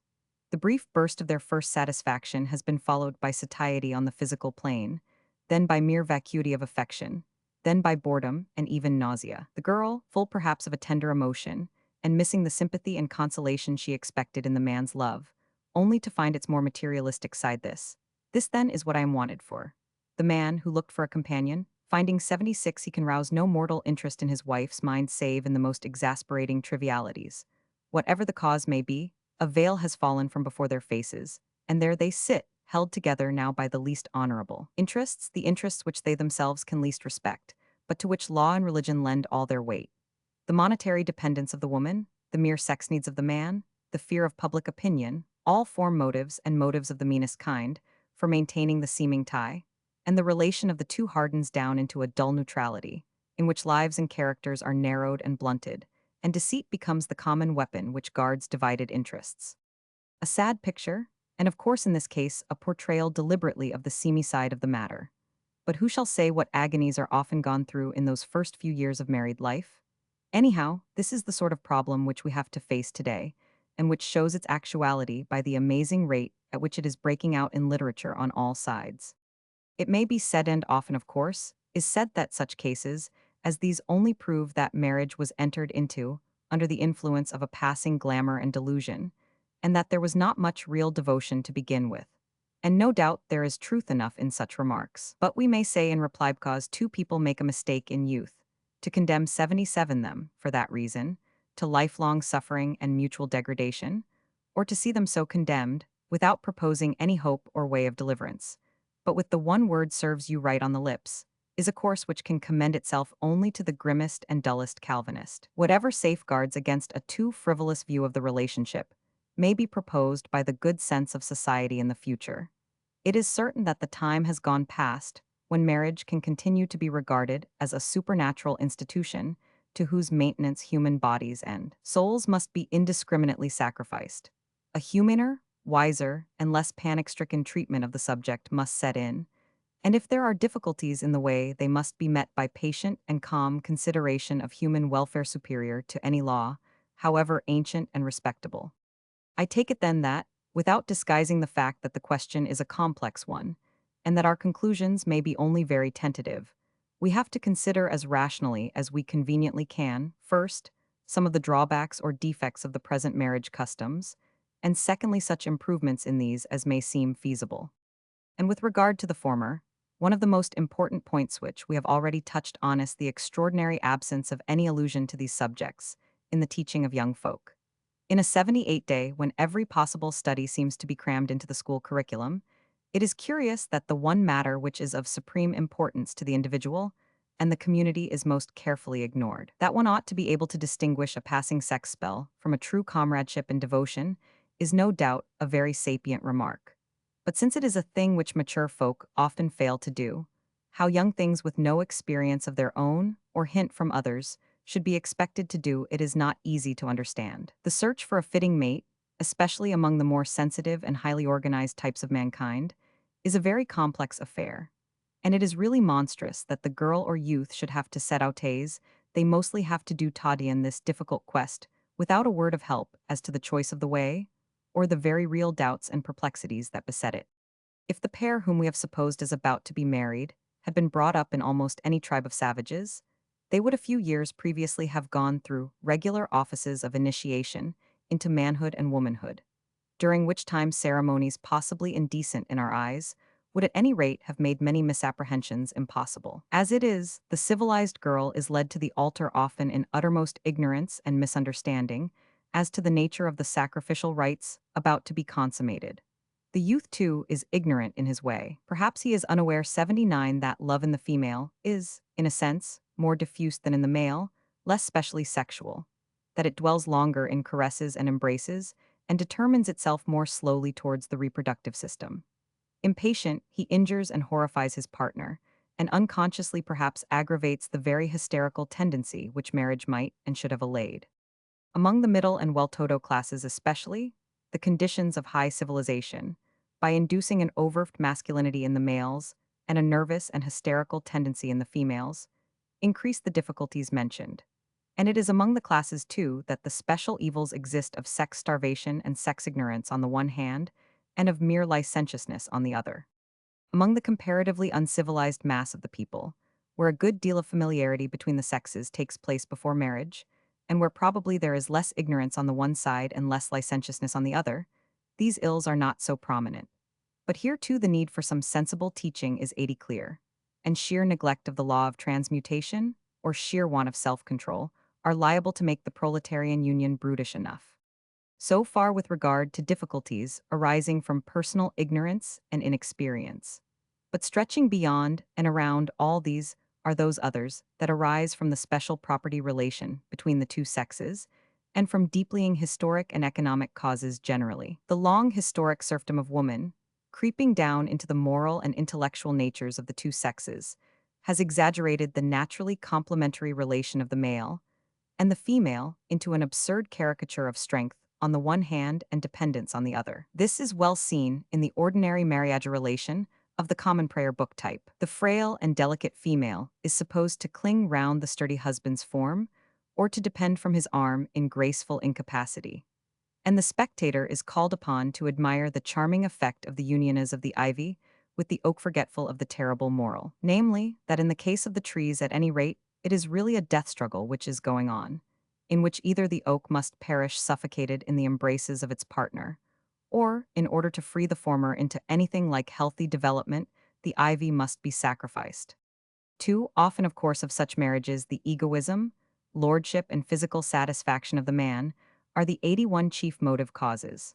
The woman is practically sacrificed to the part of the maintenance of these male virtues. It is for her to spend her days in little forgotten details of labor and anxiety for the sake of the man's superior comfort and importance, to give up her needs to his whims, to humor him in all ways she can.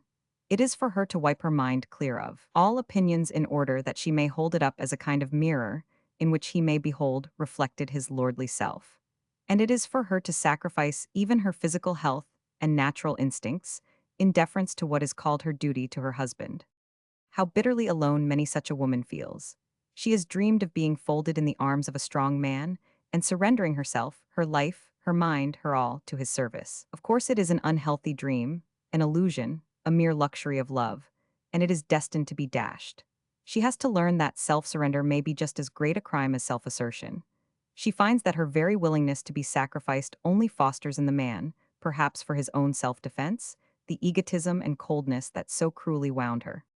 For how often does he with keen prevision see that if he gives way from his coldness, the clinging dependent creature will infallibly overgrow and smother him, that she will cut her woman friends, will throw aside all her own interests and pursuits in order to devote herself to him,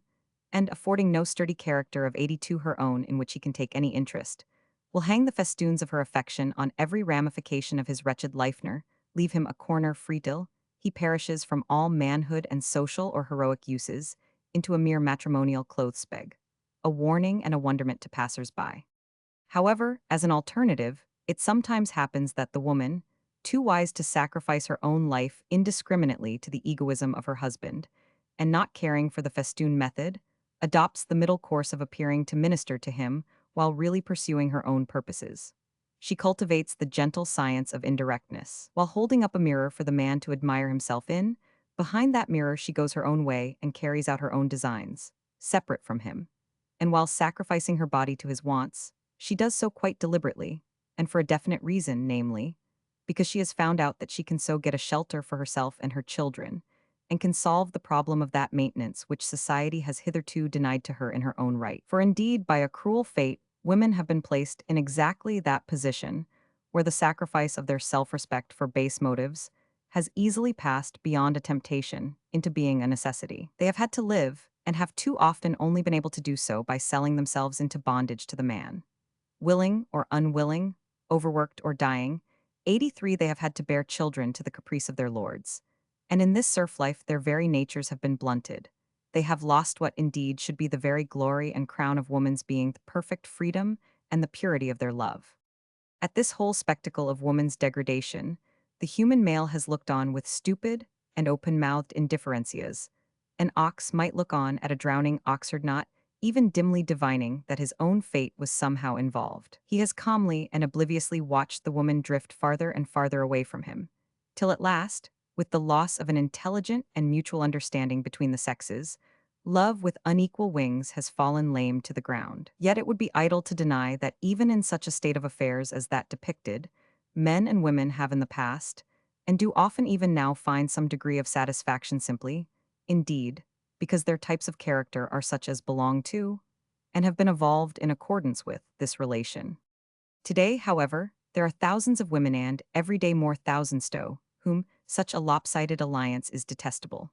who are determined that they will no longer endure the arrogant lordship and egoism of men, nor countenance in themselves or other women the craft and servility which are the necessary complements of the relation, who see 284 clearly in the oaken divy, marriage its parasitism on the one hand and strangulation on the other, to be sensible of any picturesqueness, who feel too that they have capacities and powers of their own which need space and liberty, and some degree of sympathy and help for their unfolding,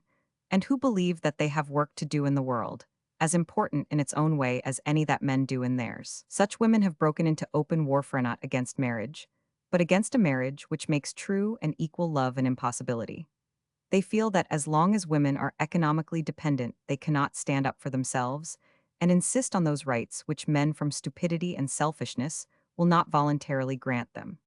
On the other hand, there are thousands and, one would hope every day more thousands of men, who whatever their forerunners may have thought do not desire, or think it delightful to have a glass continually held up for them to admire themselves in,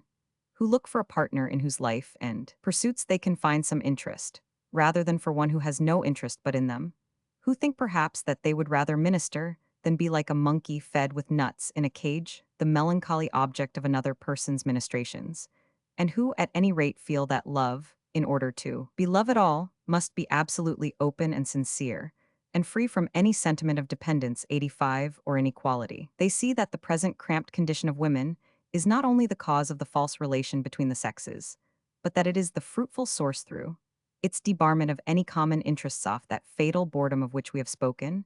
and which is the bugbear of marriage. And they would gladly surrender all of that masterhood and authority which is supposed to be their due, if they could only get in return something like a frank and level comradeship. Thus, while we see in the present inequality of the sexes an undoubted source of marriage troubles and unsatisfactory alliances, we see also forces at work which are tending to reaction,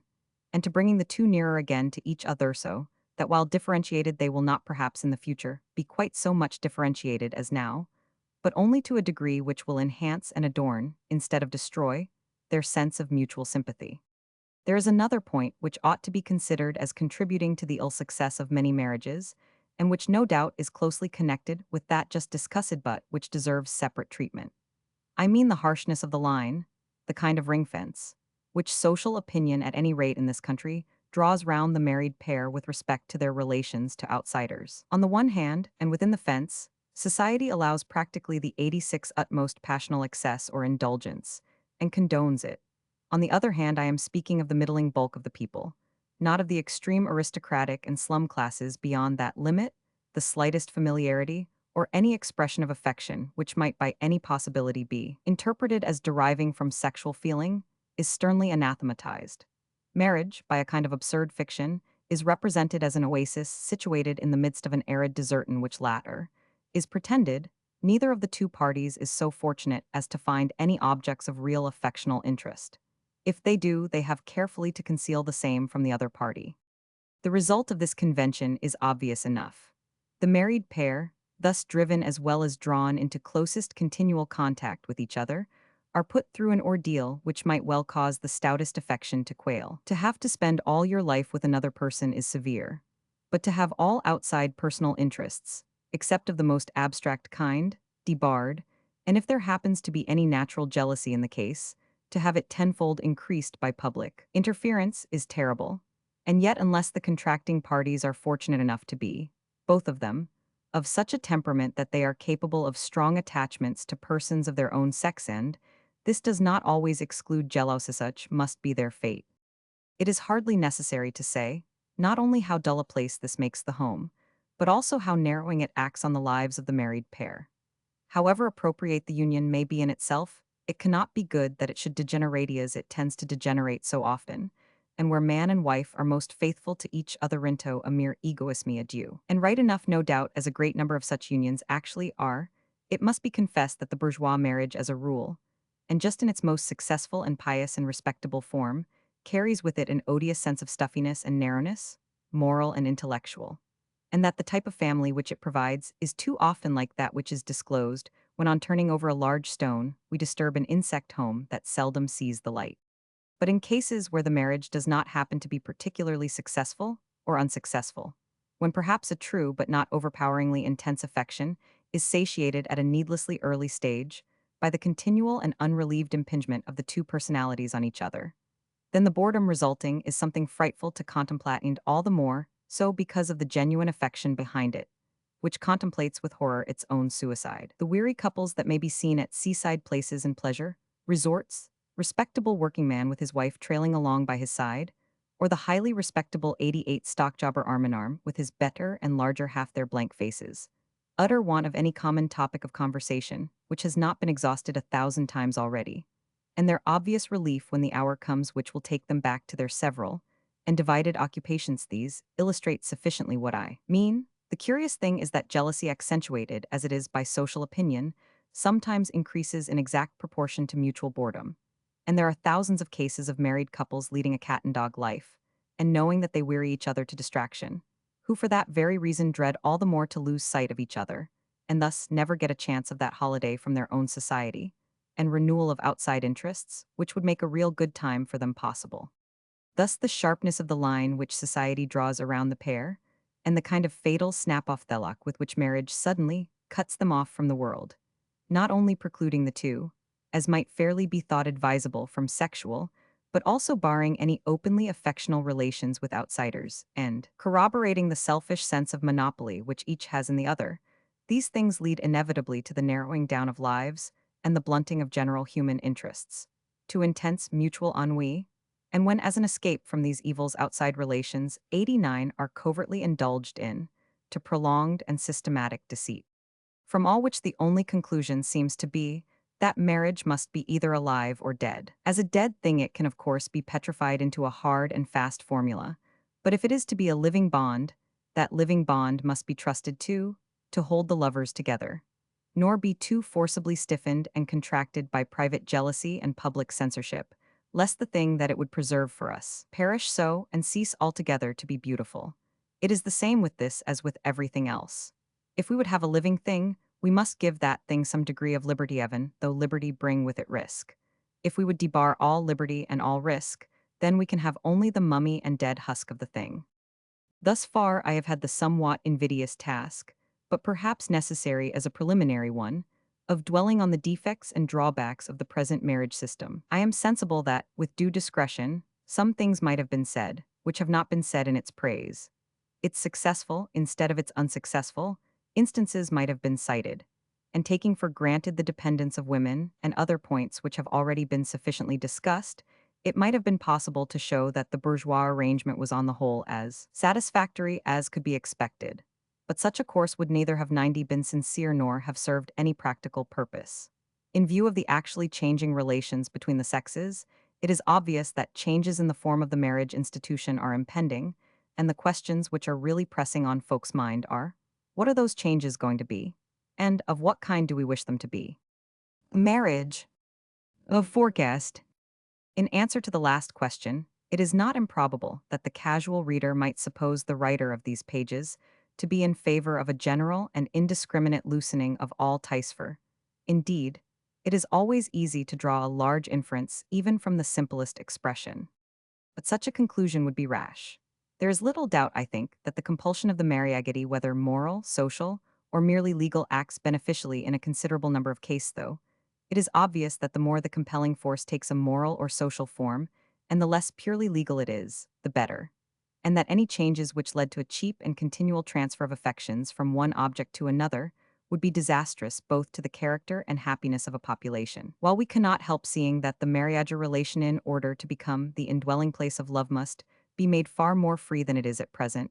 we may also recognize that a certain amount of external pressure is not as things are at least without its uses. That, for instance, it tends 92 on the whole to concentrate affectional experience and romance on one object, and that though this may mean a loss at times in breadth, it means a gain in depth and intensity. That, in many cases, if it were not for some kind of bond, the two parties, after their first passion for each other was past, and when the unavoidable period of friction had set in, might in a moment of irritation easily fly apart, whereas being forced for a while to tolerate each other's defects they learn, thereby one of the best lessons of life, tender forbearance and gentleness, which as time goes on does not unfrequently deepen again into a more pure and perfect love, even than at first a love, founded indeed on the first physical intimacy, but concentrated and intensified by years of linked experience, of twined associations, of shared labors, and of mutual forgiveness. And in the third place, that the existence of a distinct tie or pledge discredits the easily current idea that mere pleasure-seeking is to be the object of the association of the sex as a phantasmal and delusive notion, which if it once got its head, and the bit between its teeth, might soon dash the car of human advance in ruin to the ground. But having said thus much, it is obvious that external public opinion and pressure are looked upon only as having an educational value. And the question arises whether there is beneath this any reality of marriage which will ultimately emerge and make itself 93 felt, enabling men and women to order their relations to each other, and to walk freely, unhampered by props or pressures from without. And it would hardly be worth while writing on this subject if one did not believe in some such reality. Practically, I do not doubt that the more people think about these matters, and the more experience they have, the more they must ever come to feel that there is such a thing as a permanent and lifelong union, perhaps a lifelong union founded on some deep elements of attachment and congruity in character. And the more they must come to prize the constancy and loyalty which rivets such unions, in comparison with the fickle passion which tends to dissipate them. In all men who have reached a certain grade of evolution, and certainly in almost all women, the deep rousing of the sexual nature carries with it a romance and tender emotional yearning towards the object of affection, which lasts on and is not forgotten, even when the sexual attraction has ceased to be strongly felt. This, in favorable cases, forms the basis of what may almost be called an amalgamated personality. That there should exist one other person in the world towards whom all openness of interchange should establish itself, from whom there should be no concealment, whose body should be as dear to one, in every part, as one's own, with whom there should be no 94 sense of mine or thine, in property or possession, into whose mind one's thoughts should naturally flow, as it were to know themselves and to receive a new illumination, and between whom and oneself there should be a spontaneous rebound of sympathy in all the joys and sorrows and experiences of life. Such is perhaps one of the dearest wishes of the soul. It is obvious, however, that this state of affairs cannot be reached at a single leap, but must be the gradual result of years of intertwined memory and affection.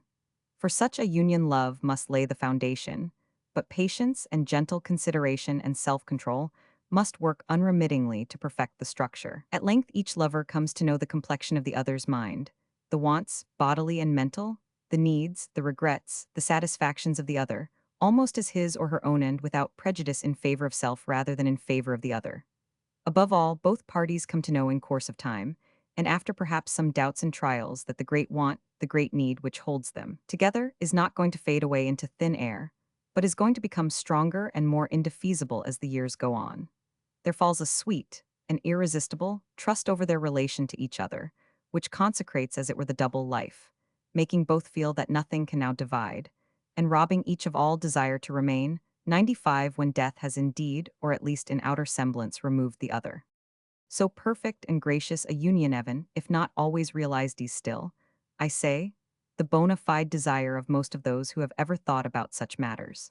It obviously yields far more and more enduring joy and satisfaction in life than any number of frivolous relationships. It commends itself to the common sense, so to speak, of the modern mind and does not require, for its proof, the artificial authority of church and state. At the same time, it is equally evident and a child could understand this that it requires some rational forbearance and self-control for its realization.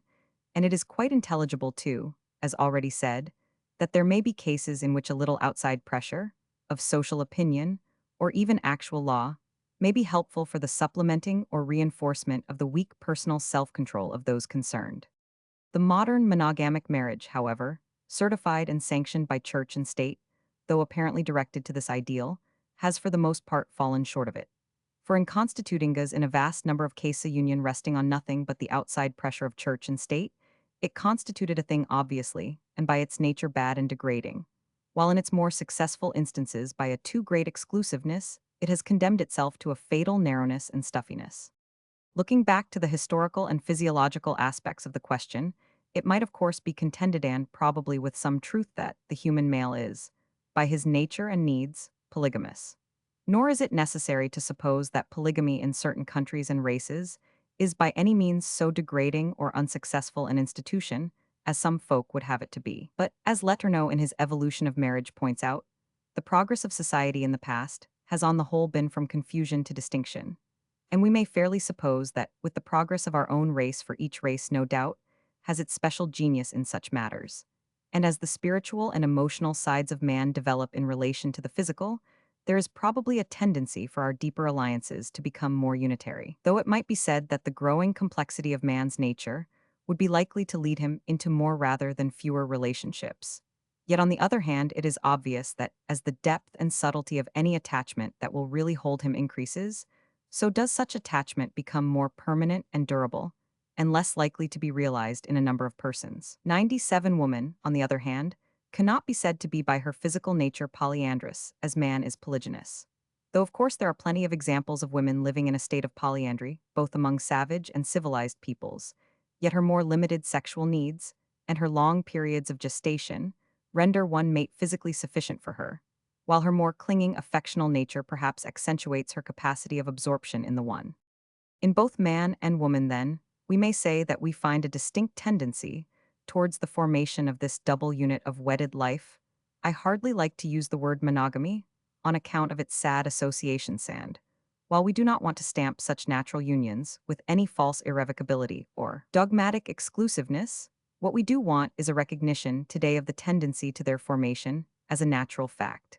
independent of any artificial laws, just as one might believe in the natural bias of two atoms of certain different chemical substances to form a permanent compound atom or molecule. It might not be so very difficult to get quite young people to understand this, though, understand that even though they may have to contend with some superfluity of passion in early years, yet that the most deeply rooted desire within them will probably in the end point to a permanent union with one mate, and that towards this end, they must be prepared to use 98 self-control against the aimless straying of their passions, and patience and tenderness towards the realization of the union when its time comes. Probably most youths and girls, at the age of romance, would easily appreciate this position, and it would bring to them a much more effective and natural idea of the sacredness of marriage than they ever get from the artificial thunder of the church and the state on the subject. No doubt the suggestion of the mere possibility of any added freedom of choice and experience in the relations of the sexes will be very alarming to some people, but it is so, I think, not because they are at all ignorant that men already take to themselves considerable latitude, and that a distinct part of the undoubted evils that accompany that latitude springs from the fact that it is not recognized. Not because they are ignorant that a vast number of respectable women and girls suffer frightful calamities and anguish by reason of the utter inexperience of sex in which they are brought up and have to live, but because such good people assume that any the least loosening of the formal barriers between the sexes must mean, and must be meant to mean, an utter dissolution of all ties, and the reign of mere licentiousness. They are convinced that nothing but the most unyielding and indeed exasperating straitjacket can save society from madness and ruin. To those, however, who can look facts in the face, and who see that as a matter of fact the reality of marriage is coming more and more to be considered in the public mind in comparison with its formalities, the first thought will probably be one of congratulation, that after such ages of treatment as a mere formality, there should be any sense of the reality of the tie left. And the second will be the question how to give this reality its natural form and expression. Having satisfied ourselves that the formation of a more or less permanent double unit is for our race, and time on the whole the natural and ascendant law of sex union. Slowly, and with whatever exceptions establishing and enforcing itself independently of any artificial enactments that exist, then we shall not feel called upon to tear our hair or rend our garments at the prospect of added freedom for the operation of this force, but shall rather be anxious to consider how it may best be freed and given room for its reasonable development and growth. I shall therefore devote the rest of the chapter to this question, and it will probably seem looking back to what has already been said that the points which most need consideration, as means to this end, are the furtherance of the freedom and self-dependence of women, the provision of some rational teaching, of heart and of head, for both sexes during the period of youth, the recognition in marriage 100 itself of a freer, more companionable, and less pettily exclusive relationship, and the abrogation or modification of the present odious law, which binds people together for life, without scruple, and in the most artificial and assorted unions. It must be admitted that the first point is of basic importance. As true freedom cannot be without love, so true love cannot be without freedom. You cannot truly give yourself to another, unless you are master or mistress of yourself to begin with. Not only has the general custom of the self-dependence and self-ownership of women, in moral, social, and economic respects, to be gradually introduced, but the law has to be altered in a variety of cases where it lags behind the public conscience in these matters in actual marriage, where it still leaves woman uncertain as to her rights over her own body, or in politics, where it still denies to her a voice in the framing of the statutes which are to bind her. With regard to hardly anyone at this time of day, would seriously doubt the desirability of giving adequate teaching to boys and girls. That is a point on which we have sufficiently touched, and which need not be farther discussed here. But beyond this, it is important, and especially perhaps, as things stand now, for girls that each youth or girl should personally see enough of the other sex at an early period to be able to form some kind of judgment of his or her 101 relation to that sex, and to sex matters generally. It is monstrous that the first case of sex glamour, the true nature of which would be exposed by a little experience, should, perhaps for two people, decide the destinies of a lifetime. Yet the more the sexes are kept apart, the more overwhelming does this glamour become, and the more ignorance is there, on either side, as to its nature. No doubt it is one of the great advantages of coeducation of the sexes that it tends to diminish these evils. Coeducation, games and sports to some extent in common, and the doing away with the absurd superstition that because Corydon and fillies happen to kiss each other sitting on a gate, therefore they must live together all their lives, would soon mend matters considerably. Nor would a reasonable familiarity of this kind between the sexes in youth necessarily mean an increase of casual or clandestine sex relations. But even if casualties did occur, they would not be the fatal and unpardonable sins that they know at least for girls are considered to be, though the recognition of anything like common prematrimonial sex intercourse would probably be foreign to the temper of a northern nation. Yet it is open to question whether society here, in its mortal and fetichistic dread of the thing, has not, by keeping the young of both sexes in ignorance and darkness and seclusion from each other, created worse ills and suffering than it has prevented, and whether, by giving 102 sexual acts so feverish an importance, it has not intensified the particular evil that it dreaded, rather than abated it. In the next place, we come to the establishment in marriage itself of a freer and broader and more healthy relationship than generally exists at the present time. Attractive in some ways as the ideal of the exclusive attachment is, it runs the fatal risk, as we have already pointed out, of lapsing into a mere stagnant double selfishness. But after all, love is fed not by what it takes, but by what it gives. And the love of man and wife, too, must be fed by the love they give to others. If they cannot come out of their secluded haven to reach a hand to others, or even to give some boon of affection to those who need it more than themselves, or if they mistrust each other in doing so, then assuredly they are not very well fitted to live together. A marriage so free, so spontaneous, that it would allow of wide excursions of the pair from each other, in common or even in separate objects of work and interest, and yet would hold them all the time in the bond of absolute sympathy, would by its very freedom be all the more poignantly attractive, and by its very scope and breadth all the richer and more vital would be in a sense indestructible. like the relation of two suns which, revolving in fluent and rebounding curves, only recede from each other in order to return 103 again, with renewed swiftness into close proximity and, which together blend their rays into the glory of one double star. It has been the inability to see or understand this very simple truth that has largely contributed to the failure of the monogamic union. The narrow physical passion of jealousy, the petty sense of private property in another person, social opinion, and legal enactments have all converged to choke and suffocate wedded love in egoism, lust, and meanness. But surely it is not very difficult for those who believe in the real thing to imagine so sincere and natural a trust between man and wife that neither would be greatly alarmed at the other's friendship with a third person, nor conclude at once that it meant mere infidelity or difficult even to imagine that such a friendship might be hailed as a gain by both parties. And if it is quite impossible to some people to see in such intimacies anything but a confusion of all sex relations and a chaos of mere animal desire, we can only reply that this view exposes with fatal precision the kind of thoughts which our present marriage system engenders. In order to suppose a rational marriage, at all one must credit the parties concerned with some modicum of real affection, candor, common sense, and self-control. Withal seeing the remarkable and immense variety of love in human nature, when the feeling is 104, really touch it how, the love offering of one person's soul and body is entirely different from that of another person's, so much so as almost to require another name how one passion is predominantly physical, and another predominantly emotional, and another contemplative, or spiritual, or practical, or sentimental. How in one case it is jealous and exclusive, and in another hospitable and free, and so forth. It seems rash to lay down any very hard and fast general laws for the marriage relation, or to insist that a real and honorable affection can only exist under this or that special form. It is probably through this fact of the variety of love that it does remain possible, in some cases, for married people to have intimacies with outsiders, and yet to continue perfectly true to each other, and in rare instances, for triune and other such relations to be permanently maintained.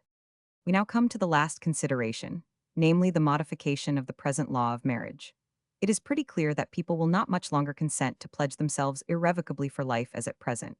and indeed there are always plentiful indications of a growing change of practice. The more people come to recognize the sacredness and naturalness of the real union, the less will they be willing to bar themselves from this by a lifelong and artificial contract made in their salad days. Hitherto, the great bulwark of the existing institution has been the dependence 105 of women, which has given each woman a direct and most material interest in keeping up the supposed sanctity of the bond end, which has prevented a man of any generosity from proposing an alteration which would have the appearance of freeing himself at the cost of the woman. But as this fact of the dependence of women gradually dissolves out, and as the great fact of the spiritual nature of the true marriage crystallizes into more clearness, will the formal bonds which bar the formation of the latter gradually break away and become of small import. Love, when felt at all deeply, has an element of transcendentalism in it, which makes it the most natural thing in the world for the two love-a-seven, though drawn together by a passing sex attraction, to swear eternal troth to each other. But there is something quite diabolic and Mephistophelian in the practice of the law, which, creeping up behind, as it were, at this critical moment,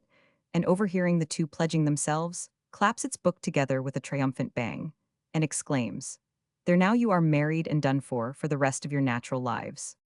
What actual changes in law and custom the collective sense of society will bring about is a matter which in its detail we cannot of course foresee or determine. But that the drift will be, and must be, towards greater freedom is pretty clear. Ideally speaking, 106, it is plain that anything like a perfect union must have perfect freedom for its condition. And while it is quite supposable that a lover might out of the fullness of his heart make promises and give pledges, it is really almost inconceivable that anyone having that delicate and proud sense which marks deep feeling could possibly demand a promise from his loved one. As there is undoubtedly a certain natural reticence in sex, so perhaps the most decent thing in true marriage would be to say nothing, make no promises either for a year or a lifetime. Promises are bad at any time, and when the heart is full, silence befits it best. Practically, however, since a love of this kind is slow to be realized, since social custom is slow to change, and since the partial dependence and slavery of woman must yet for a while continue, it is likely for such period that formal contracts of some kind will still be made. Only these, it may be hoped, will lose their irrevocable and rigid character, and become in some degree adapted to the needs of the contracting parties. Such contracts might, of course, if adopted, be very various in respect to conjugal rights, conditions of termination, division of property, responsibility for and rights over children, etc. In some cases, possibly, they might be looked upon as preliminary to a later and more permanent alliance. In others, they would 107 provide, for disastrous marriages, a remedy free from the inordinate scandals of the present divorce courts. It may, however, be said that rather than adopt any new system of contracts, public opinion in this country would tend to a simple facilitation of divorce, and that if the latter were made with due provision for the children to depend on mutual consent, it would become little more than an affair of registration, and the scandals of the proceeding would be avoided. In any case, we think that marriage contracts, if existing at all, must tend more and more to become matters of private arrangement as far as the relations of husband and wife are concerned, and that this is likely to happen in proportion as woman becomes more free and therefore more competent to act in her own right. It would be felt intolerable, in any decently constituted society, that the old blunderbuss of the law should interfere in the delicate relations of wedded life. As it is today, the situation is most absurd. On the one hand, having been constituted from times back in favor of the male, the law still gives to the husband barbarous rights over the person of his spouse. On the other hand, to compensate for this, it rushes in with the farcicalities of breach of promise. And in any case, having once pronounced its benediction over a pair how hateful, the alliance may turn out to be to both parties. And however obvious its failure to the whole world, the stupid old thing blinks owlishly on 108 at its own work, and professes itself totally unable to undo the knot which once it tied. The only point where there is a permanent ground for stat interferencing, where indeed there is no doubt that the public authority should in some way make itself felties in the matter of the children resulting from any alliance. Here the relation of the pair ceases to be private and becomes social, and the interests of the child itself, and of the nation whose future citizen the child is, have to be safeguarded. Any contracts or any proposals of divorce, before they could be sanctioned by the public authority, would have to contain satisfactory provisions for the care and maintenance of the children in such casualties as might ensue. Nor ought there to be maintained any legal distinction between natural and legitimate children, since it is clear that whatever individuals or society at large may, in the former case, think of the conduct of the parents, no disability should on that account accrue to the child, nor should the parents, if identifiable, be able to escape their full responsibility for bringing it into the world. If those good people who make such a terrible outcry against folk entering into married life, without going through all the abracadabra of the law, on account of the children, would try and get the law altered so as to give illegitimate children the same status and claim on their parents as legitimate children, it would show more genuinely 109 for their anxiety about the children, and would really be doing something in the interests of positive morality. If it be objected that private contracts, or such facilitations of divorce as here spoken of, would simply lead to frivolous experimental relationships entered into and broken off ad infinitum, it must be remembered that the responsibility for due rearing and maintenance of children must give serious pause to such a career, and that to suppose that any great mass of the people would find their good in a kind of matrimonial game of general post is to suppose that the mass of the people have really never acquired or been taught the rudiments of common sense in such matters, to suppose a case for which there would hardly be a parallel in the customs of any nation or tribe that we know of. In conclusion, it is evident that no very great change for the better in marriage relations can take place except as the accompaniment of deeplying changes in society at large, and that alterations in the law alone will effect but a limited improvement. Indeed, it is not very likely, as long as the present commercial order of society lasts, that the existing marriageless founded as they are on the idea of property will be very radically altered, though they may be to some extent. More likely is it that, underneath the law, the common practice will slide forward into 110 newer customs. With the rise of the new society, which is already outlining itself within the structure of the old, many of the difficulties and bugbears that at present seem to stand in the way of a more healthy relation between the sexes will of themselves disappear. It must be acknowledged, however, that though a gradual broadening out and humanizing of law and custom are quite necessary, it cannot fairly be charged against these ancient tyrants that they are responsible for all the troubles connected with sex. There are millions of people today who never could marry happily, however favorable, the conditions might be simply because their natures do not contain in sufficient strength the elements of loving surrender to another. And, as long as the human heart is what it is,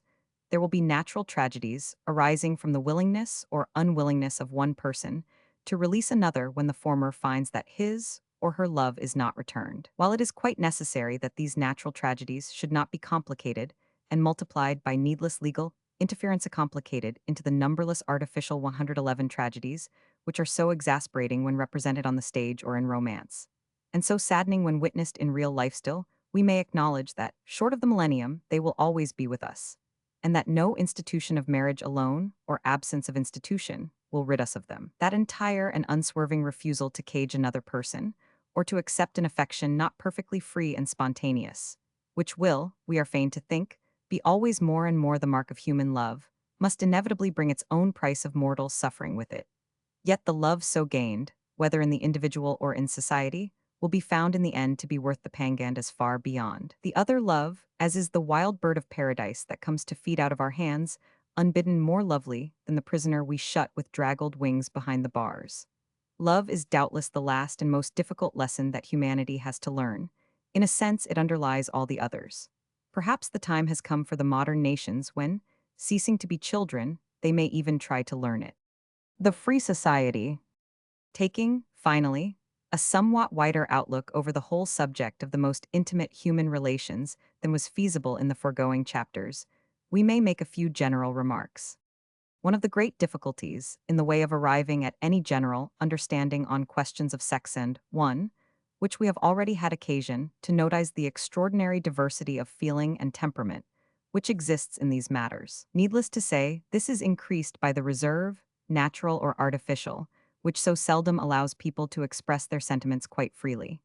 In the great ocean there are so many currents, cold and warm, fresh and salt and brackish, and each one thinks that the current in which he lives is the whole ocean. The man of the world hardly understands, certainly does not sympathize with, the recluse or ascetican. The want of appreciation is generally returned. The maternal, the sexual, and the philanthropic woman are all somewhat unintelligible to each other.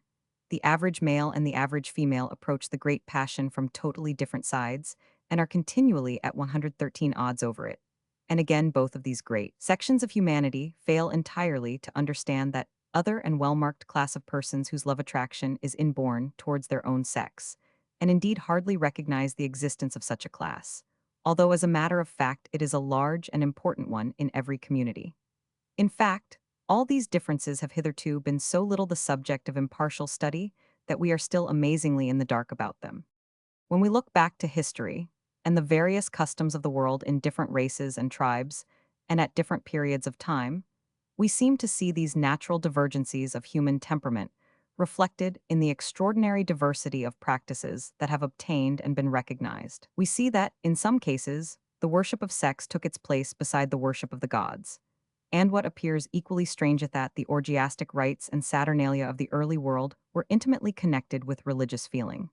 We find that, in other cases, asceticism and chastity and every denial of the flesh were glorified and looked upon as providing the only way to the heavenly kingdom.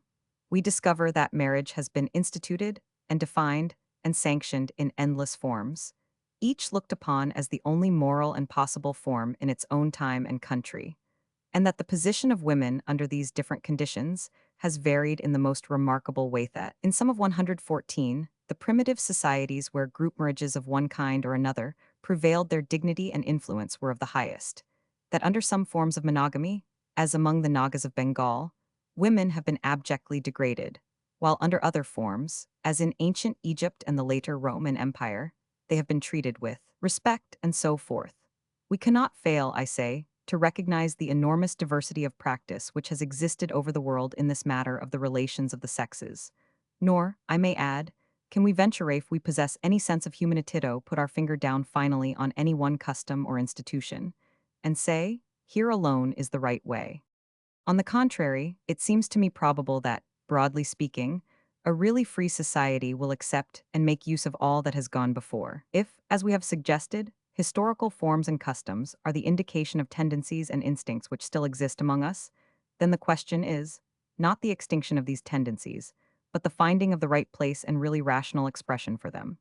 That the various customs of past social life do subsist on beneath the surface of modern society, we know well enough, and it seems likely that society in the future will have to recognize and to a certain extent transform these. In 115 fact, in recognizing it will inevitably transform, for it will bring them out from darkness into light, and from the old conditions and surroundings of the past societies into the new conditions of the modern. Polygamy, for instance, or some related form of union, supposing it really did spontaneously and naturally arise in a society which gave perfect freedom and independence to women in their relation to men,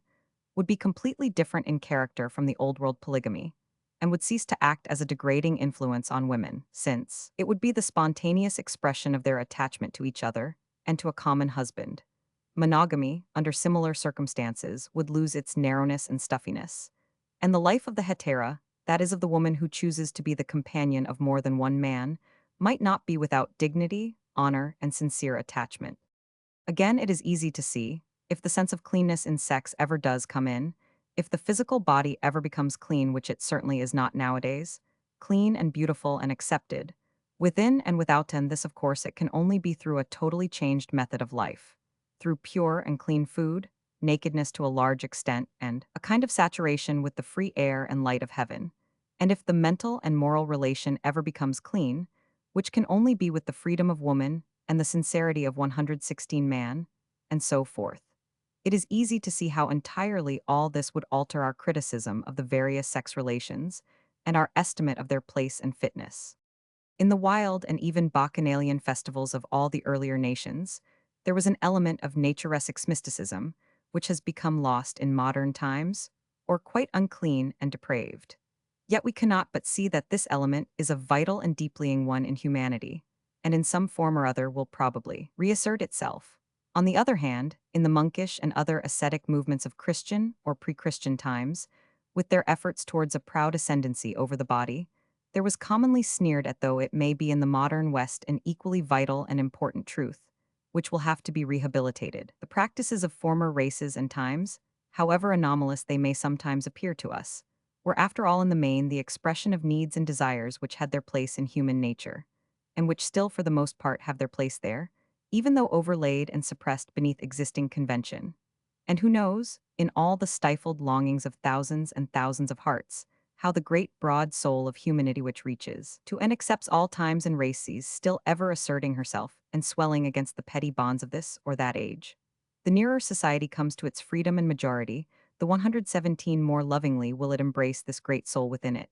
and recognizing in all the customs of the past the partial efforts of that soul to its own fulfillment will refuse to deny them, but rather seek, by acceptance and reunion, to transform and illumine them all.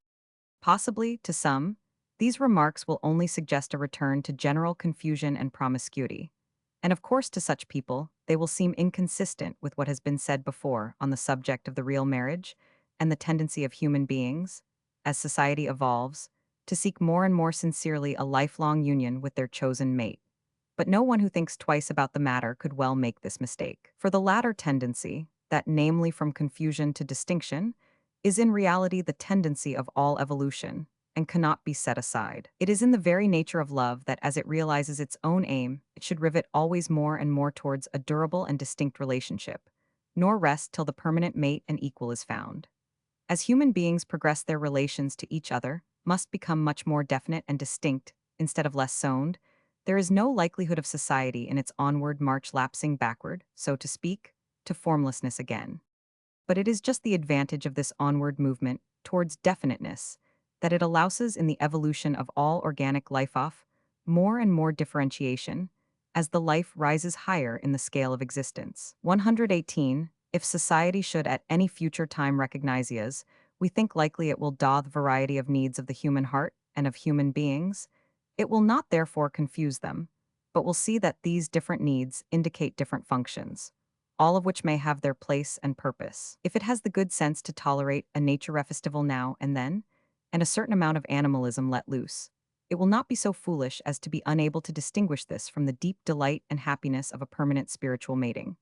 Or if it recognizes in some case a woman's temporary alliance with a man for the sake of obtaining a much-needed child, It will not therefore be so silly as to mark her down for life as a common harlot. It will allow, in fact, that there are different forms and functions of the love sentiment.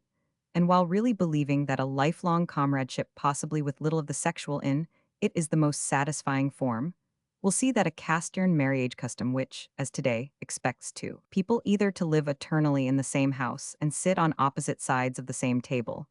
or else to be strangers to each other and, which only recognizes two sorts of intimacy, orthodox and criminal, wedded and adulterouses itself, the source of perpetual confusion and misapprehension.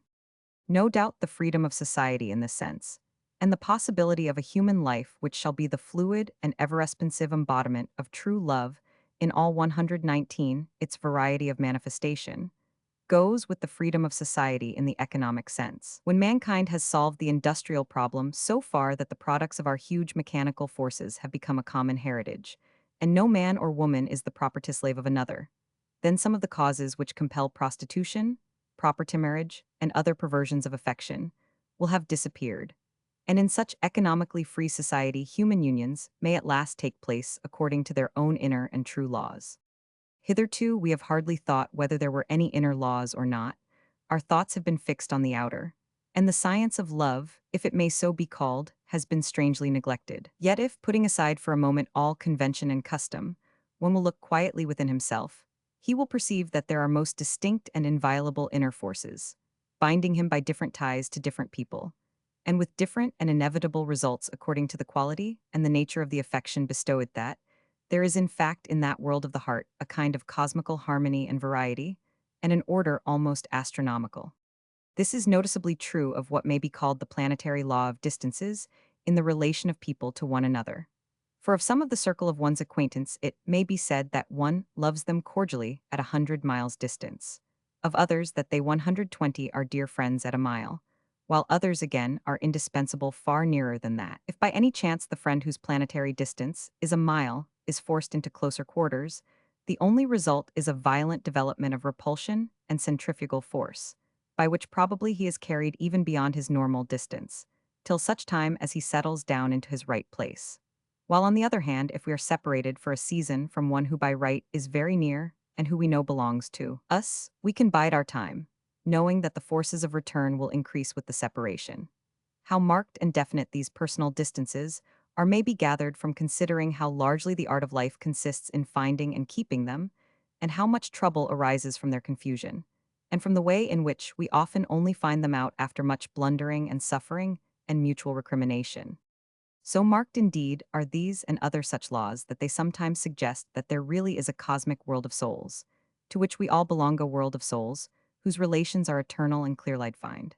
and that our terrestrial relations are merely the working out and expression of far antecedent and unmodifiable facts and idea, which for many people is corroborated by the curious way in which, often at the very first sight, they become aware of their exact relation to a newcomer. In some cases, this brings with 121 at a strange sense of previous intimacy, hard to explain. And in other cases, not so intimate, it still will seem to fix almost instantaneously the exact propinquity of the relation, so that though in succeeding years or even decades of years, the mutual acquaintanceship may work itself out with all sorts of interesting and even unexpected developments and episodes, yet this mean distance does not vary during the whole time, so to speak, by a single hair's breadth. Is it possible, we may ask in the light of such experiences, that there really is a free society in another and deeper sense than that hitherto suggested a society, to which we all in our inmost selves consciously or unconsciously belong, the rows of souls that Dante beheld in paradise, whose every petal is an individual, and an individual only through its union with all the rest that early churches dream, of an eternal fellowship in heaven and on earth, the prototype of all the brotherhoods and communities that exist on this or any planet, and that the innumerable selves of men, united in the one self, members of it, and of one another like the members of the body, stand in eternal and glorious relationship, bound indissolubly together. We know, of course, that the reality of things cannot be adequately expressed by such phrases as these, or by any phrases, yet possibly some such conception comes as near the truth as any one conception can. And making use of it, we may think that 122 our earthly relations are a continual attempt through much blindness and ineffectualness and failurito, feel after and to find these true and permanent relations to others. Surely in some subtle way if one person sincerely love another, heart and soul, that other becomes a part of the lover, indissolubly wrought into his being. Mentally the two grow and become compact together. No thought that the lover thinks, no scene that he looks on, but the impress of his loved one in some way is on it so that as long as he exists here or anywhere with his most intimate self that other is threaded and twined inseparable. So clinging is the relation. Perhaps in the outer world, we do not always see such relations quite clear, and we think when death or other cause removes the visible form from us, that the hour of parting has come. But in the inner world it is clear enough, and we divine that we and our mate are only two little petals that grow near each other on the great flower of eternity, and that it is because we are near each other in that unchanging world, that in the world of change our mortal selves are drawn together, and will be drawn always, wherever and whenever they may meet. But since the petals of the immortal flower are 123 by myriads and myriads, so have we endless lessons of soul relationship to learn, some most intimate, others doubtless less so, but all fair and perfect. Soon as we have discovered what these relationships really are, and are in no confusion of mind about them, for even those that are most distant are desirable, and have the germ of love in them, so soon as they are touched by the spirit of truth, which means the fearless statement of the life which is in us, in poise against the similar statement of life in others. Since, indeed, the spirit of truth is the life of the whole, and only the other side of that love which binds the whole together. Looking at things in this light, it would seem to us that the ideal of terrestrial society, for which we naturally strive, is that which would embody best these enduring and deep-seated relations of human souls, and that every society, as far as it is human and capable of holding together, is in its degree a reflection of the celestial city. Never is the essential, real society quite embodied in any mundane utopia, but ever through human history is it working unconsciously in the midst of mortal affairs and impelling towards an expression of itself. At any rate, and however all this may be, the conclusion is that the inner laws in these matters, the inner laws of the sex passion, of love, and of all human relationship must gradually appear and take the 124 lead, since they alone are the powers which can create and uphold a rational society,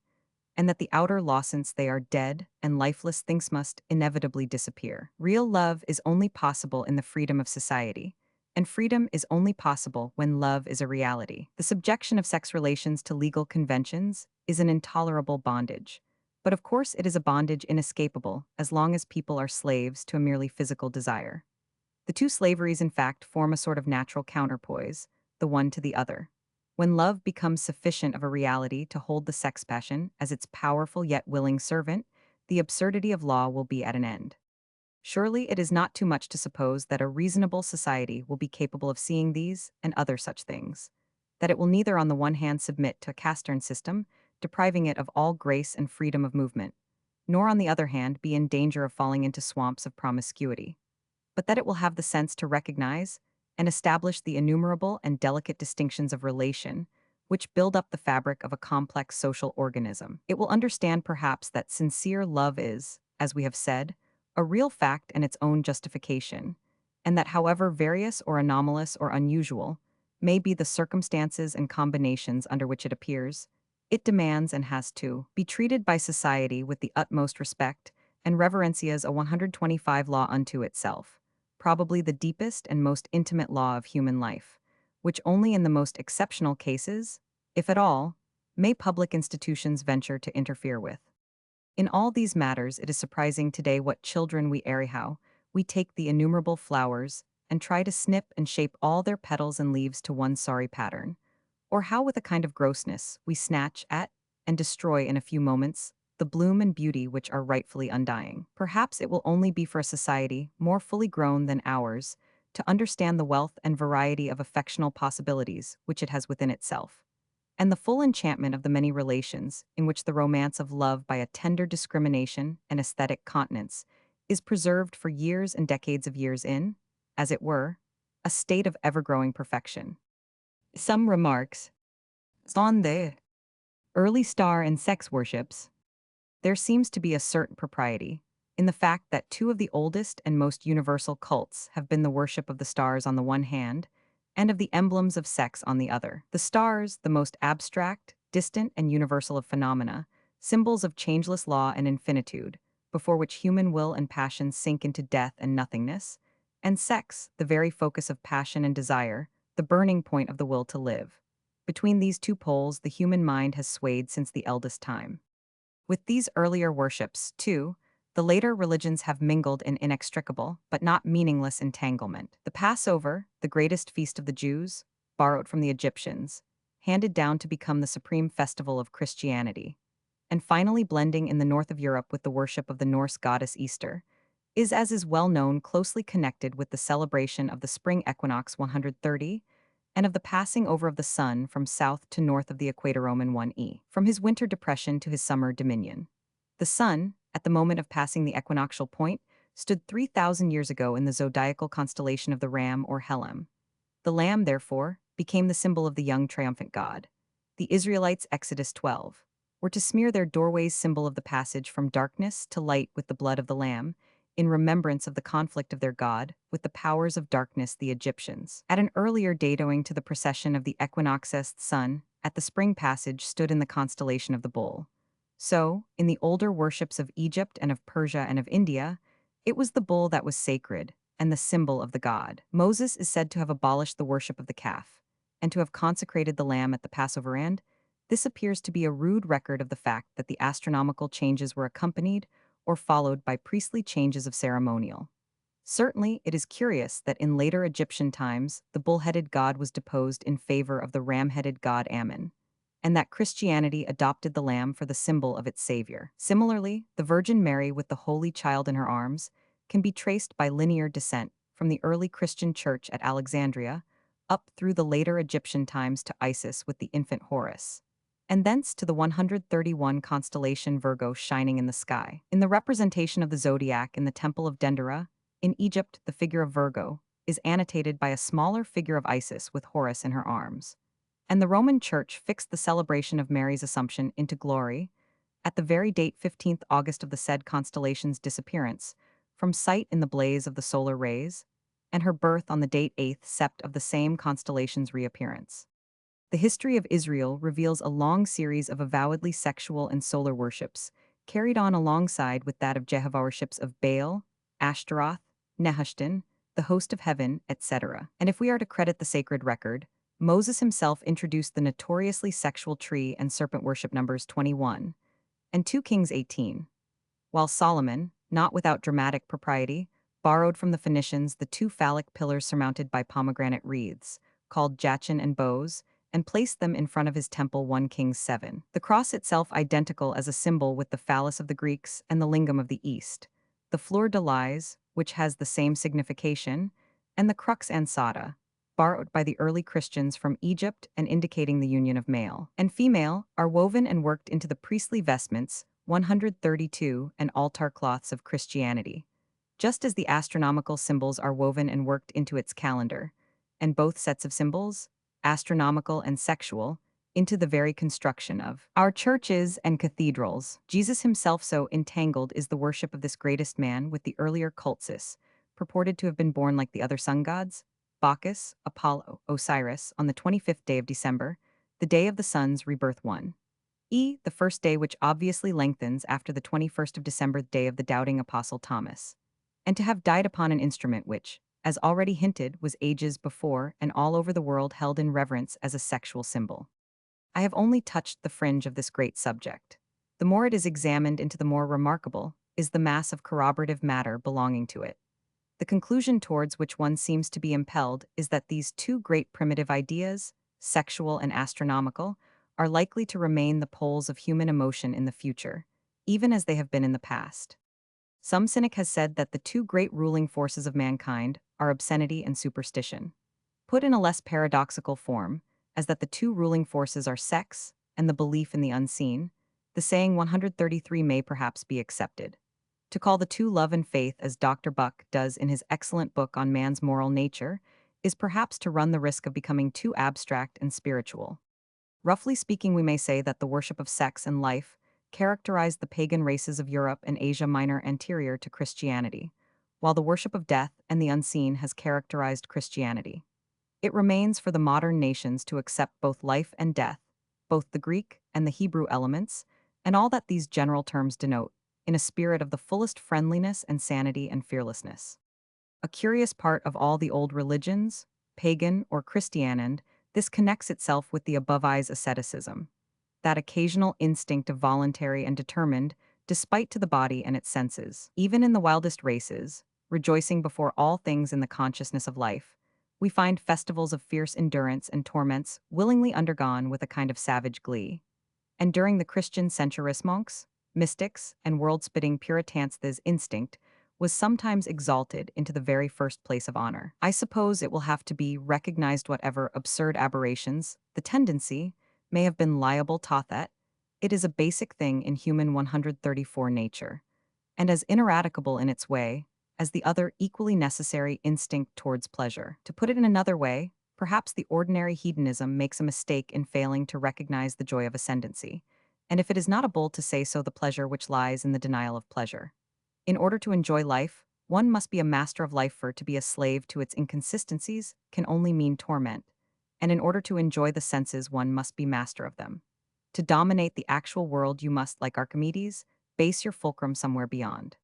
In such moods, a man delights to feel his supremacy, not only over the beasts of the field, but over his own bodily and mental powers. No ordinary pleasure so great, but its rejection serves to throw out into relief this greater. No task so stern, but endurance is sterner. No pain so fierce, but it wakes the soul to secret laughter.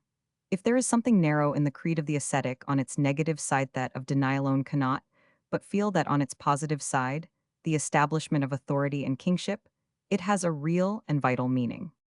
In another mood, however equally undeniable and important, man acknowledges his delight in life and gives the rein to his desires to chariot him to the extremest bounds of his kingdom. The kiss of the senses is beautiful beyond all and every abstraction. The touch of the sunlight, the glory of form and color, 135 the magic of sweet sound, the joy of human embraces, the passion of sex, all so much the more perfect because they are as it were something divine made actual and realizable. In such a mood, asceticism in any form seems the grossest impiety and folly, and the pursuit of the unseen a mere abandonment of the world for its shadow. Are not these two moods both necessary the great rhythmical heartbeat, the systole and diastole of the human soul? The one, a going forth and gathering of materials from all sources, the other an organizing of them under the most perfect light, or rather it may be said a consumption of them to feed the most perfect flame. The one centrifugal, the other centripetal, the one individual, the other universal, and so forth, each required for the purposes of the other, and making the other possible. Do we not want a truly experiential view of what may be called religion derived from the largest actual acquaintance with an acceptance of all the facts both of mundane and extra-mundane consciousness, neither, like some secularists denying the one, nor like some religionists minimizing or contemning the other? And is it not possible that in the early star and sex worships, we have evidence of the attempt of the human mind to establish some such sane polarity? Note, on the primitive group marriage. One of the early forms of union among human beings appears to have been that of the group marriage, which was an alliance between a group of men and a group of women. It had various forms, but rested in general on the fact that the women in primitive societies did not, on marriage, leave their parental habitation but remained there and were visited by the men by one man first, who would come with presents of game, etc., from the chase, and would afterwards bring his brothers or friends. Thus, in general, a group of brothers would come into relation with a group of sisters. In such a state of society, however, it is obvious that parentage would be very uncertain, and the terms brother and sister would not always have the stricter meanings which we give them. Such a group marriage was the punalua, or friend marriage of Morgan's North American Indians, which is also supposed by Marx and Engels to have prevailed at an early time throughout Polynesia. See Lewis Morgan's Ancient Society and Friedrich Engels' Ursprung der Family. In later times, the group marriage became restricted in various directions, according to the genius of various race marriage of cousins. For instance, being severely prohibited among some barbaric tribes, while among others all relatives in the maternal line were barred. Thus ultimately, in some quarters, sprang up a pair marriage, which however was only loosely defined, which had much of the old group marriage lingering round it, and in which the children still belonged to the woman, and descent was traced in the maternal line only. Under these conditions of society, the woman was comparatively well off, remaining as she did in her own gens or clan and among her own relations, and the husband being as it were a visitor from the outside, she was by no means subject to him. In fact, in order to gain access, he had to make himself agreeable not only to her, but to her own family. She had the disposal of the children. There was no danger of their being sequestrated to her husband, and whatever little property she could leave to them. To her was all the honor of ancestry. The husband, on the other hand, even if he knew which his own children were, could see little of them, and could not leave his possessions to them without alienating those possessions from his clan which the clan customs would not permit. Thus in marriage he practically had to take the second place. With the growth, however, of property and the sense of property, there came a time when the men could stand this state of affairs no longer, and insisted, violently at first, in carrying off the women and locating them in their own tents, and among their own clans, a change rudely recorded probably in legends like the rape of the Sabines, and in all the later customs of marriage by capture. And with this change, marriage took on new forms. Women became the property of their husbands. They ceased to hold property of their own, in their children or in anything else, and descent was traced through the males only. In the patriarchal system, marriage was closely akin to slavery. Polygamy and monogamy were the two resulting institutions. Polyandry may perhaps be looked upon as a survival of the group marriage, in a special form adapted to warrior races. Buddha's Angels remarks both polygamy and polyandry in any strict sense can only be regarded as exceptional institutions, since if they were general in any one country, that would imply a great preponderance of one sex over the other unless, indeed, the two institutions existed side by side in the same country, which notoriously never happens. As a matter of fact, in Oriental countries, polygamy is confined to the rich, and is so to speak a luxury, within reach of the few only. Thus it would appear that from the first, in Oriental 139 countries, the practices of polygamy and monogamy were intermixed.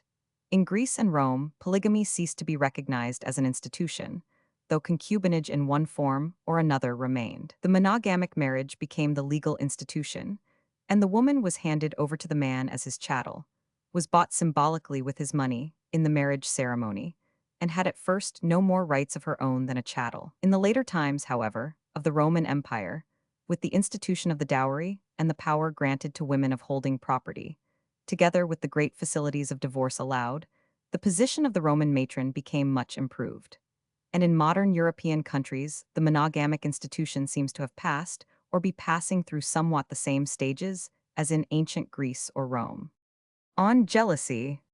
a great disturber of the celestial order of love is jealousy, that brand of physical passion, which carried over into the emotional regions of the mind, will sometimes rage there like a burning fire. One may distinguish two kinds of jealousy, a natural and an artificial.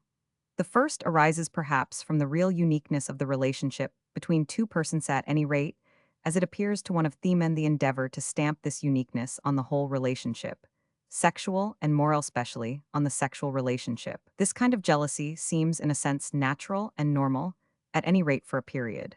But when the personal relation between the two parties has been fully and confessedly established, and is no more endangered, the feeling does often, I think, equally naturally die away, and may do so quite well without damaging the intimacy and uniqueness of the alliance. This jealousy is felt with terrible keenness and intensity by lovers before the consummation of their passion,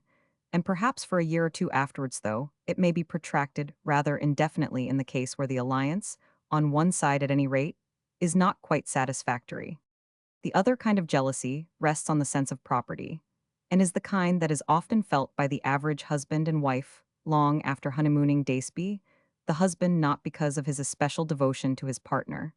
but because he is furious at the idea of her disposing, as she likes, with what he considers his property, and by the wife because she is terrified at the thought that her matrimonial clothes peg, from which depend all her worldly prospects, may vanish away or become the peg for another woman's clothes. This kind of jealousy is more especially the product of immediate social conditions, and is in that sense artificial. Though probably not quite so heartrending as the other, it is often passionate enough, and lasts on indefinitely, like a chronic disease.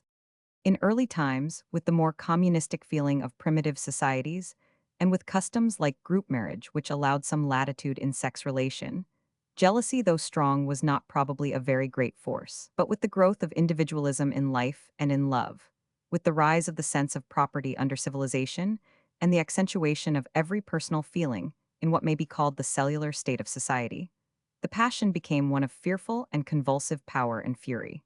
as is borne witness to by numberless dramas and poems and romances of the historical period. In the communism and humanism of the future, as the sense of property declines, and as 142 love rises more and more out of mere blind confusion with the sex act, we may fairly hope that the artificial jealousy will disappear altogether, and that the other form of the passion will subside again into a comparatively reasonable human emotion. On the family, a change somewhat similar to that in the position of jealousy has taken place in the role of the family during the progress of society into and through the period of civilization. In the primitive human association, the family was large in extent and in outline vague. The boundaries of kinship, in cases where the woman might have several husbands or the husband several wives, were hard to trace. Paternal feeling was little or not at all developed, and the whole institution rested on the maternal instinct of care for the young. In the middle societies of civilization, and with monogamic arrangements, the family grew exceedingly definite in form and circumscribed in extent. The growth of property and competition, and the cellular system of society, developed a kind of warfare between the units of which society was composed. These units were families. The essential communism and fraternity of society at large was dwarfed now and contracted into the limits of the family. And this institution acquired an extraordinary importance from the fact that it alone kept alive and showed in miniature, intensified by the darkness and chaos and warfare 144 outside the sacred fire of human fraternity. So great was this importance, in fact, that the Holy Family became one of the central religious conceptions of the civilized period, and it was commonly thought that society owed its existence to the family instead of, as was the case, the truth being reverse, namely that the family was the condensation of the principle which had previously existed, though diffused and unconscious, throughout society. The third and future stage is of course easy to see that, is the expansion again of the conception of the family, consciously into the fraternity and communism of all society. It is obvious that as this takes place the family will once more lose its definition of outline and merge more and more again with the larger social groups, in which it is embedded but not into the old barbaric society, in which the conception of human fellowship lay diffused and only dimly auroral, but into the newer society in which it shall be clear and all-illuminating as the sun. Thus the family institution in its present form, and as far as that form may be said to be artificial, will doubtless pass away. Nevertheless, there remains, of course, and must remain, its natural or physiological basis, namely, the actual physical relation of the parents to each other and to the child. One perhaps of the most valuable results of the monogamic family institution under civilization has been the development 145 of the paternal feeling for the child, which in primitive society was so weak. Today the love of man and wife for each other is riveted, as it never was in ancient days, by the tender beauty of the child face, in which each parent sees with strange emotion his own features blended with the features of his loved one, actual realization of that union which the lovers so desired, and which yet so often seemed to them, after all, not consummated. The little prolongation of oneself, carrying in its eyes the star look of another's love, and descending a stranger into the world to face a destiny all its own, touches the most personal and mortal close feelings, as well as perhaps the most impersonal of the heart. And while today this sight often reconciles husband and wife to the legal chains which perforce hold them together, in a free society, we may hope it will more often be the sign and seal of a love which neither requires nor allows any kind of mechanical bond. On preventive checks to population. This is no doubt a complex and difficult subject. Nature from far back time has provided in the most determined and obstinate way for the perpetuation of organic life, and has endowed animals, and even plants, with a strong sexual instinct. By natural selection this instinct tends, it would seem, to be accentuated, and in the higher animals and man, it sometimes attains a pitch almost of ferocity. In civilized man, this effect is further increased by the intensity of consciousness, which reflects desire on itself, as well as by collateral conditions of life and luxury.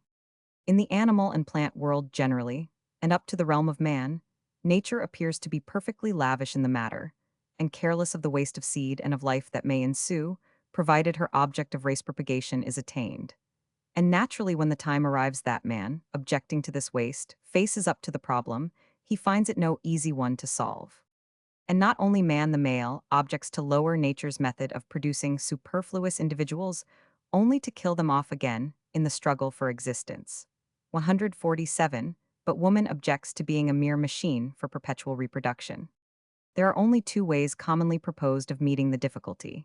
either the adoption of some kind of artificial preventives to conception, or the exercise of very considerable continence and self control in the face of the powerful instinct of procreation. Of course, also, the two methods may be used in conjunction with each other. I do not much doubt that, as society evolves, the sex difficulty generale, which has been such a serious one during the civilization period, will, to a great extent, subside again. As to excessive breeding, which of course does not necessarily mean excessive sex congress, it is probably a phenomenon which marks different races during a certain period of their growth, 149 in maturity, and which passes away again. And as to excessive sex desire, since the animals certainly do not show the inordinateness of man in this respect, there is hope for man too when he comes to his senses. A cleaner life, a cleaner diet, the habit of the open air, the growth of the mind to wider interests, the growth of love itself all will help. The two last mentioned elements indeed necessarily evoke a certain effort of control over the more animal instinct and a kind of conflict, until the two portions of the nature are brought into harmony.